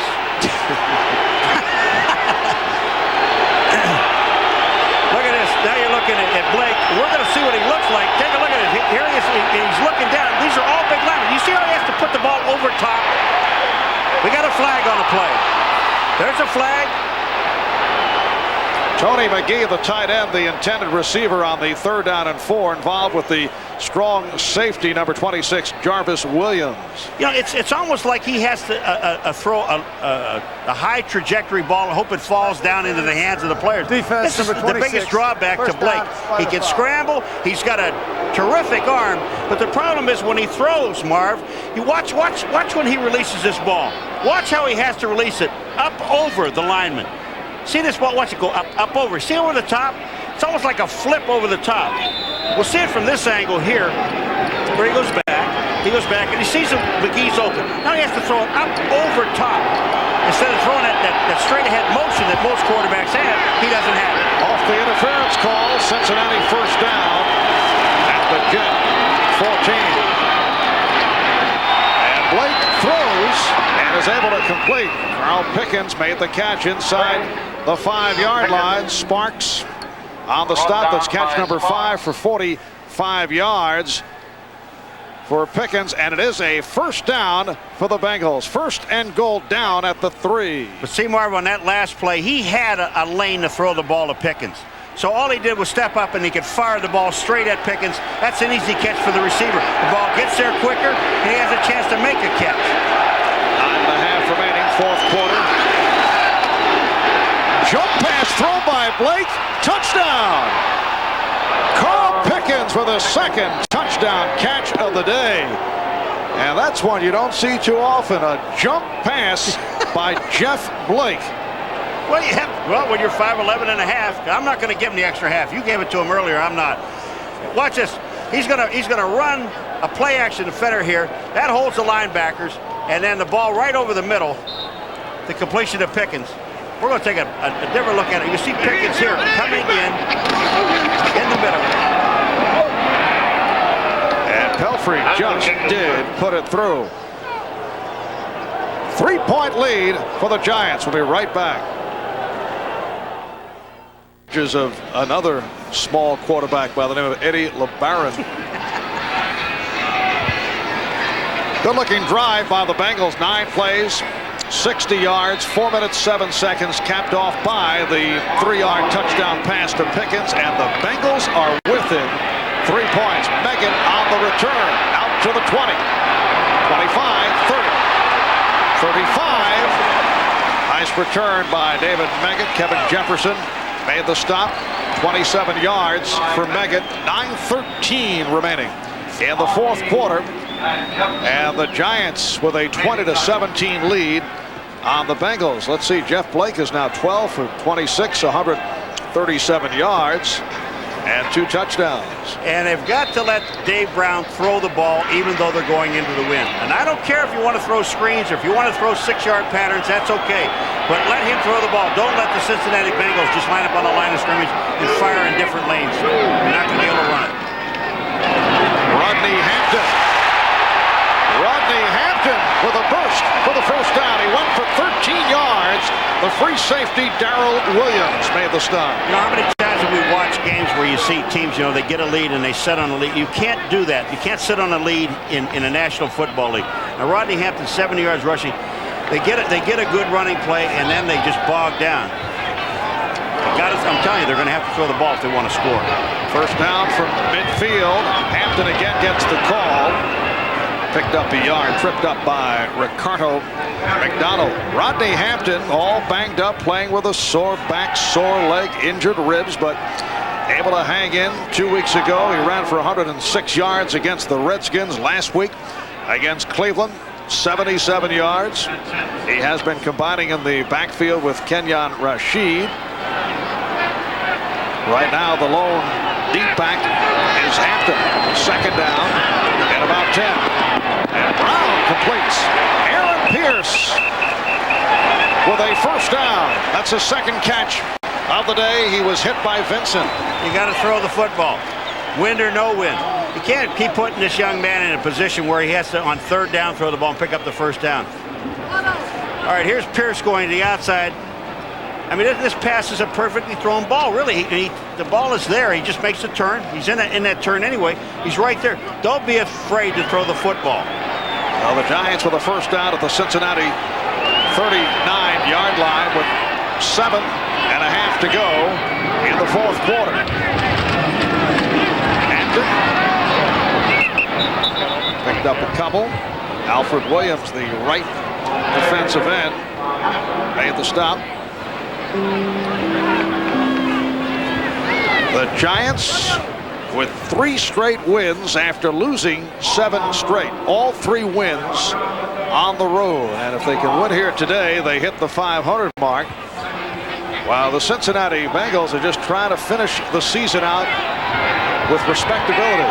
They felt that was not the case in their defeat last week to the Pittsburgh Steelers. They felt they were set back. This is Gary Downs getting the call for the first time. Gary Downs, a rookie from North Carolina State, a third-round draft pick, stopped by Keith Rucker. We've called Keith Rucker's name on a number of occasions today. He's a guy who was cut by the Cardinals, you may recall, signed as a free agent, was not a favorite of Buddy Ryan. I think not very slim in the midsection area. That's one of the reasons why. He said, I'm happy, I'm fine. Listed at 6'4", 340 pounds. Giants with a third down and 5 at the 34. You doubting that? I love it when he's actually listed at that. Little hedge. And Brown throwing a bloop intended for Sherrard, covered by Rod Jones. Here's the situation. We've been talking about it since the beginning of the ball game, and it's not fair to Dave Brown. I really don't think so. They run the ball twice and put him into a situation. There's no field goal range down here because you're at the 435-yard line. He's 52 into the wind. But you put him in that situation, Marv, where he has to complete it on third down, and it isn't really fair to a young quarterback. So the punting unit comes on. Mike Horan for the 6th time. He's at midfield. Sawyer and Pickens are back. It's blocked. The punt blocked. And handled by Santos Stevens. Jesse Campbell made the tackle. Santos Stevens came through with a burst to block it. Marv, I'm telling you, it looked like the Cincinnati Bengals were offside. Watch this play. Now, keep an eye. Take a look at up here, but look at where the ball is. Well, no, the ball was picked up, and I'll tell you, that's fine. The ball was picked up. Just a great block, a great effort. And on a second look, Paul, Adrian Hardy got a piece of it. He and Stevens coming through, and it looked like Hardy got a hand on it. Hardy got his arm in there. Just outstanding play by the special teams of the Cincinnati Bengals. So Cincinnati first down at the Giant 46-yard line. Jeff Cothran stopped by Stacy Dillard.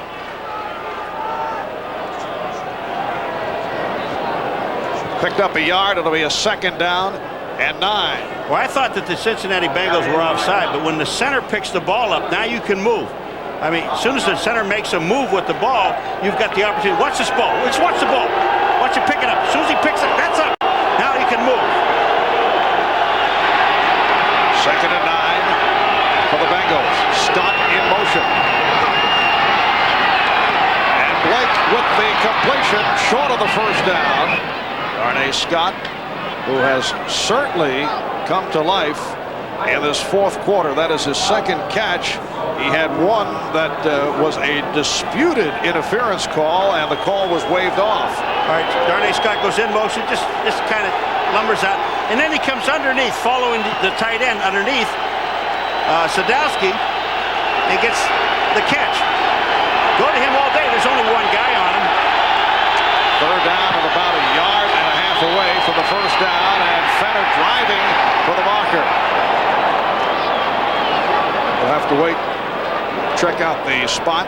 Dillard with the tackle on Derek Fenner. Fenner getting the call here in the second half after Broussard suffered what is thought to be a concussion, and he's through for the game. Maybe a record for measurements in this game. Had enough of. This one is really going to be close.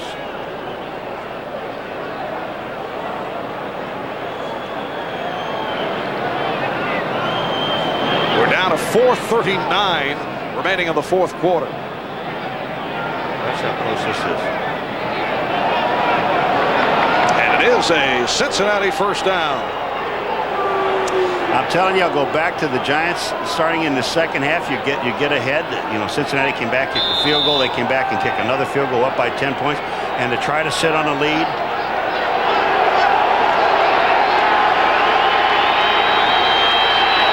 Block punt, giving a terrific opportunity for the Bengals. First down at the Giant 36. Blake unleashes and is able to complete it. Blake is heating up, combining again with Scott.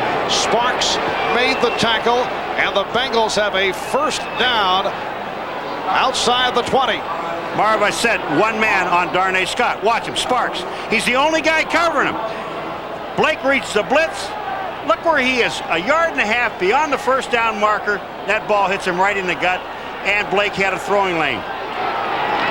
Third catch for Scott, all here in the fourth quarter. Second round draft pick from San Diego State. Darnay Scott, first down at the 20. And Blake looking end zone. Blake throwing with no one inside. You're allowed to throw the ball away as long as you throw it towards the line of scrimmage and out to the outside. Blake did a smart thing right there. Again, you know, we talked in the first half about how good the defensive secondary has been for the Giants. They've done a pretty good job, except with on Scott when you go one-on-one and Blake can read it. Now they have Scott on the sideline. It's a 2nd and 10 at the 20. Another exciting finish for Jeff Blake, who's 14 of 29, 160 yards. Getting the time now. The bullet pass. Let's see. Pickens battling with Raymond. And it's a question as to who will be awarded the football. You know, the problem is right now that none of the officials made a commitment to who caught the ball. It was, if it's a simultaneous catch, then it goes to the offense. But not one official said anything, so there's no way that they can give this ball now to the Giants. It has to go to Cincinnati. Very tough call. We saw this early in the game. I don't care who comes up with the ball right now. It's got to be Cincinnati's ball. Corey Raymond says, I have the ball. No, it isn't. And as you say, it is being awarded belongs to the Bengals. You can't, well, if you don't make the call right now, you cannot make the call when they start wrestling for the ball. Here it comes. Pickens to the inside. Raymond is there. Watch this. Now, who has the ball? It's a simultaneous catch. You got to give it to the offense. The no call was the good call. Here's another look from the other side of it, from the end zone end, and Pickens has the ball. You can do all the wrestling you want after that. For Pickens, 7th catch of the day, just shy of a first down. It's a 3rd down and 1 at the 10, and Blake picks up the first down. Jeff Blake, he's smiling. Of course, he smiles all the time anyway. But he's going to just take the snap and go. This is one of those deals where you get up with the center. I get up there almost like a tap, and then he hurdles because the defensive linemen go down. He just stands straight up and goes for the first down. That's all he wanted. It is a 1st and goal at the 8. Bengals trailing the Giants by 3. Cothran, big fullback, stopped by the left defensive tackle, Mike Fox, and we're down to 2:25 remaining in this fourth quarter. Cincinnati taking over with about 6 minutes remaining in the fourth on the blocked punt. And it is now a 2nd and goal at the 5. See, if I were the Giants, I'd take a timeout right now. You know why? Because make them take another play into the 2-minute warning. You have 3 of them. They just let 20 some odd seconds run off the clock that they may need. Well, when we come back, it'll be the 9th play of the drive. The Giants led 10-0. They led 20-10. It is now 20-17. But Cincinnati driving with 2 minutes left in the fourth quarter. 2nd and goal down at the 5-yard line for Jeff Blake and the Bengals. Scott in motion. And Blake tosses one up. Pickens could not hold on. in the battle with the corner, Corey Raymond. Right here, let's check in with Greg Gumbel. Greg? All right, Marv, at Rich Stadium, double loss for the Bills. They lose to the Vikings, and with a minute and a half to play in the game, they lose quarterback Jim Kelly, hit by Henry Thomas. He suffered an injury to his left knee. We don't know how seriously. We do know the Vikings win at 21-17, and the Bills fall to 7-7, Marv. Thank you, Greg. Third and goal down at the 5-yard line for Cincinnati. Blake throwing, broken up, intended for Fenner. Looked to be Corey Whitmer who got a piece of it. Boy, he really did. Corey Whitmer came across and just made a beautiful play from the linebacker spot. They're going to go for the field goal and tie this game up. And this a 22-yard attempt by the second-year man from Kentucky, Doug Pelfrey, who missed from 33 and connected from 38, from 22 yards away. Well, Lee Johnson able to handle that high snap, and Doug Pelfrey has tied the game at 20 with 1:47 left in the fourth. Marv Albert, game is tied at 20. Bengals have come from behind. Nice job by this man who was about to kick it off. Lee Johnson handling that high snap, putting it down for Doug Pelfrey. Meggett and Marshall awaiting the kick. 1:47 remaining in regulation in this fourth quarter. A return by Meggett. And Meggett reaching out close to the 35. A good return. He went for 24. Not only did Lee Johnson make a great save, but watch him turn the ball so that the threads or the laces are right in the front. I mean, that's, you talk about heads up. He gets the ball, then gets the laces right straight ahead, which you have to do, and they tie it. Boy, he liked it. David Shula liked it. So now let's see what Dave Brown, who pulled off that good final drive last week against the Cleveland Browns, let's see what he can do right here. First down at the 34-yard line. Game tied at 20.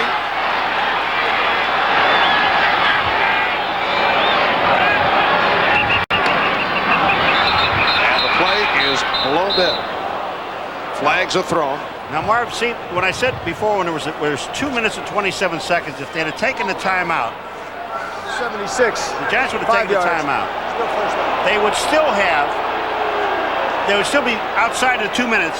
They would have 2 timeouts and a 2-minute warning. Now, they have 3 timeouts, but it would have still been the same thing, but then it had about 27 more seconds on the clock, that they really need now. Especially after being in motion. So it is set back to a first down and 15. The Giants just trying to get within field goal range. Keep in mind, Brad Deloiso has tremendous range. Hit from 52 earlier. He kicked a 54-yard field goal last season. Wide open, Aaron Pierce. Bringing to Cincinnati territory, Francis Williams on the tackle. Timeout is taken after that 25-yard hookup. And Pierce with his third reception of the game. Aaron Pierce down the middle of the field. Look at the middle of the field. Can you stop right here, guys, just for a second? Look at in here. There is absolutely no one in the entire middle of the field. And here's our guy right here. Boom. Look at this. Isn't it nice? Nobody there. Absolutely nobody. I mean, you don't prevent defense when you've stopped them the majority of the day with your regular defense and now go into a prevent mode. That's crazy.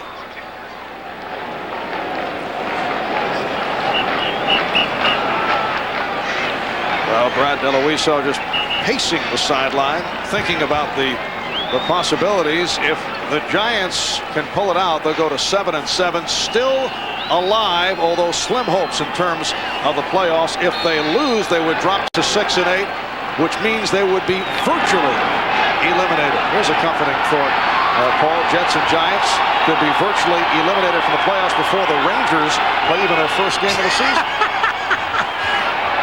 Just a thought. I know, you had to get it in, too, didn't you? And a first down at the Cincinnati 47. Again, the flag is thrown. Diving attempt. Chris Callaway says he had it. Covered by Corey Sawyer. but a penalty marker is down. You know what? Mike Brim, number 43, the left corner, is offside. The left corner jumps up on Sherrard, I think, and he is offside. Number 43 on the bottom, right here. Watch this. Watch what he does. He's going to jump offside. Here it is. He's up. He's offside. Now they go back to the outside. Is this a catch? Is this a catch? That's a catch. That's a catch. They refuse it by Callaway. I think they need another 20 yards to be safe with this win. Third catch for Callaway. First down at the Bengal 37. That's time remaining in the fourth quarter. The game is tied at 20. Brown with time. Goes short range and completes. David Megan with another. Giant first down. That's good for 12. Vincent on the tackle. Clock is running. Dave Brown wants him up on the ball. Giants first down at the Cincinnati 25 and out. Now Brown is saying let the clock run a bit. Yeah, Reeves is saying let's let the clock run. Because Brown went up and he wanted to go, and I guess in his ear, Reeves said, no, you're not going, just wait. You have plenty of time.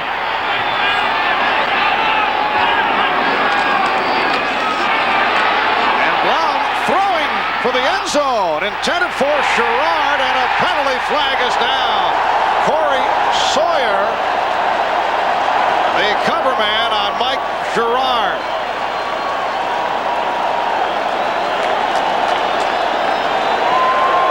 Pass interference. Defense, number 23. First down. Interference. If I see what the official did, if that's true, he said he hit him with his arm and pushed Sherrard off. Now, did Sawyer do that or not? We're going to let you know. Watch his left arm. Watch his left arm. That's where they say push him up. I'm going to tell you what. That is not a very good call, folks. That was outstanding coverage by Sawyer. If there's anything, both of these guys are going at each other. Schuler went crazy. I don't blame you, David. There's no way you can make that call if you can't call on both. Giants want quiet for this first and goal from the 3-yard line. Hampton, touchdown. The Giants take the lead with 40 seconds to go in the fourth quarter.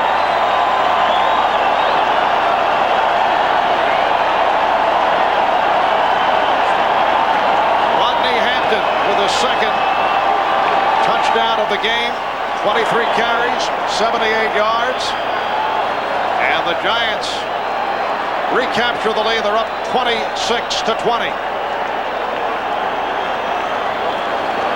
That was a pretty good hole, Marv. I mean, Rodney Hampton was, you talk about going unimpeded to the goal line.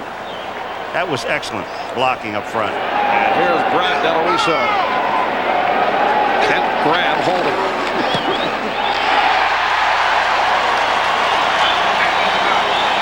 The Bengals still have 3 timeouts in 40 seconds.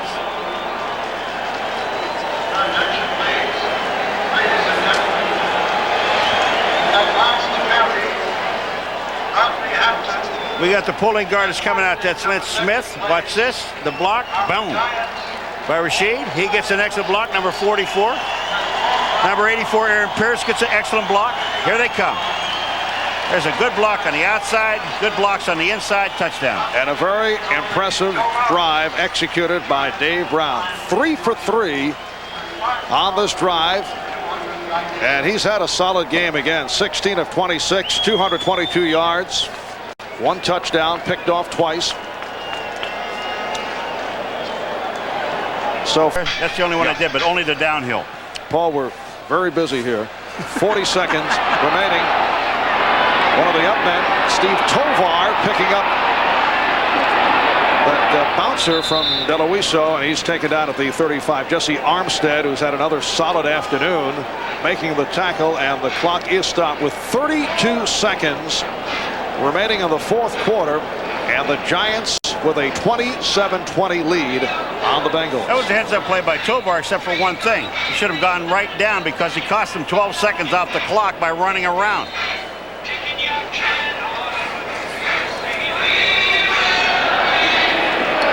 So the Bengals from their 35-yard line.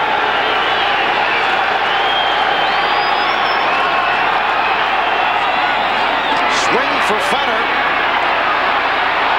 Beautiful spin move. Getting out to midfield. Went for 15. Cincinnati does have 3 timeouts remaining. And they take a timeout to stop the clock with 22 seconds left. And Fenner's hurt because Felipe Sparks. Fenner's looking back to his left, and Felipe Sparks goes down and cuts his legs out from underneath him. After Fenner makes this catch, he makes a couple of spin moves. Watch number 22 on your screen here. Felipe Sparks, hero key. See Fenner looking back, and then he just cuts his legs out from underneath him. Fenner is, watch, hold it right here, stop for a second after he makes the spin. Go ahead, a little bit further, after the spin. Watch his head. See him looking here? But watch this guy. Boom. Touch. I mean, that's down. You're back in a position, 22 seconds, 2 timeouts.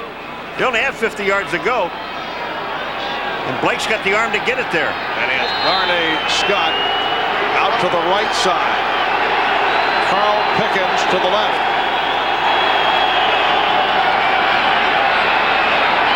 And Blake completes. He has the tight end. McGee gets out of bounds to stop the clock. Corey Raymond on the coverage. Down to 16 seconds remaining, and the ball is spotted just outside the 35-yard line. Fenner comes out. He's limping. He got hurt on that last play. He stayed in one more play to block, but they put Eric Ball, number 42, in there. And this is a nice drive. You know, you see him, Blake, not trying to get greedy. He's got 16 seconds. He has 2 timeouts. He has plenty of time. They can run 4 or 5 plays here.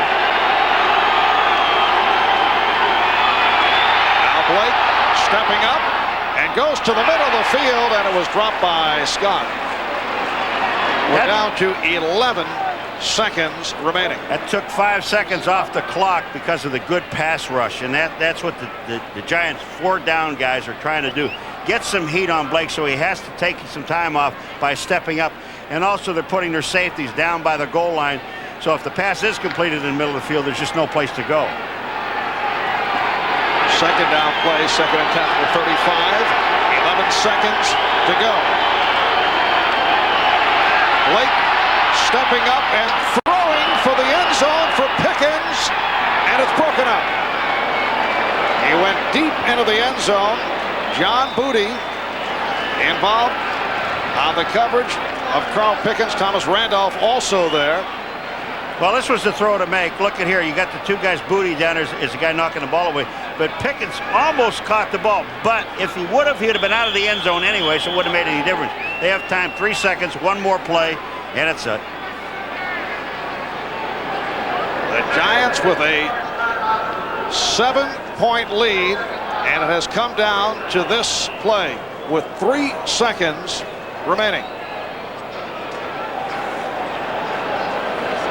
While we have the opportunity with a timeout call. It is important to get 1,000 yards. Every rusher wants at least 1,000 yards a year.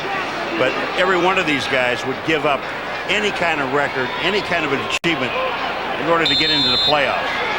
Because once you're in there, anything can happen. Looking ahead next week, the Giants play at Philadelphia. They close at home against Dallas. Cowboys will be playing with only 5 days rest after a Monday night road game. All right, here's Blake, final seconds. Blake looking to unleash, sending up a prayer. This a true jump ball, and it is broken up. Jarvis Williams able to break it up. The pass intended for Darnay Scott, and the Giants have come up with their 4th straight win. And although still slim hopes, as we touched on earlier, still alive in terms of a playoff berth. Giants by 7. We'll be back in a moment. 27-20 to make it 4 straight wins and a record of 7-7, still alive in the playoff hunt. The Bengals dropped to 2-12. Marv Albert, Paul McGuire, so long from Giants Stadium.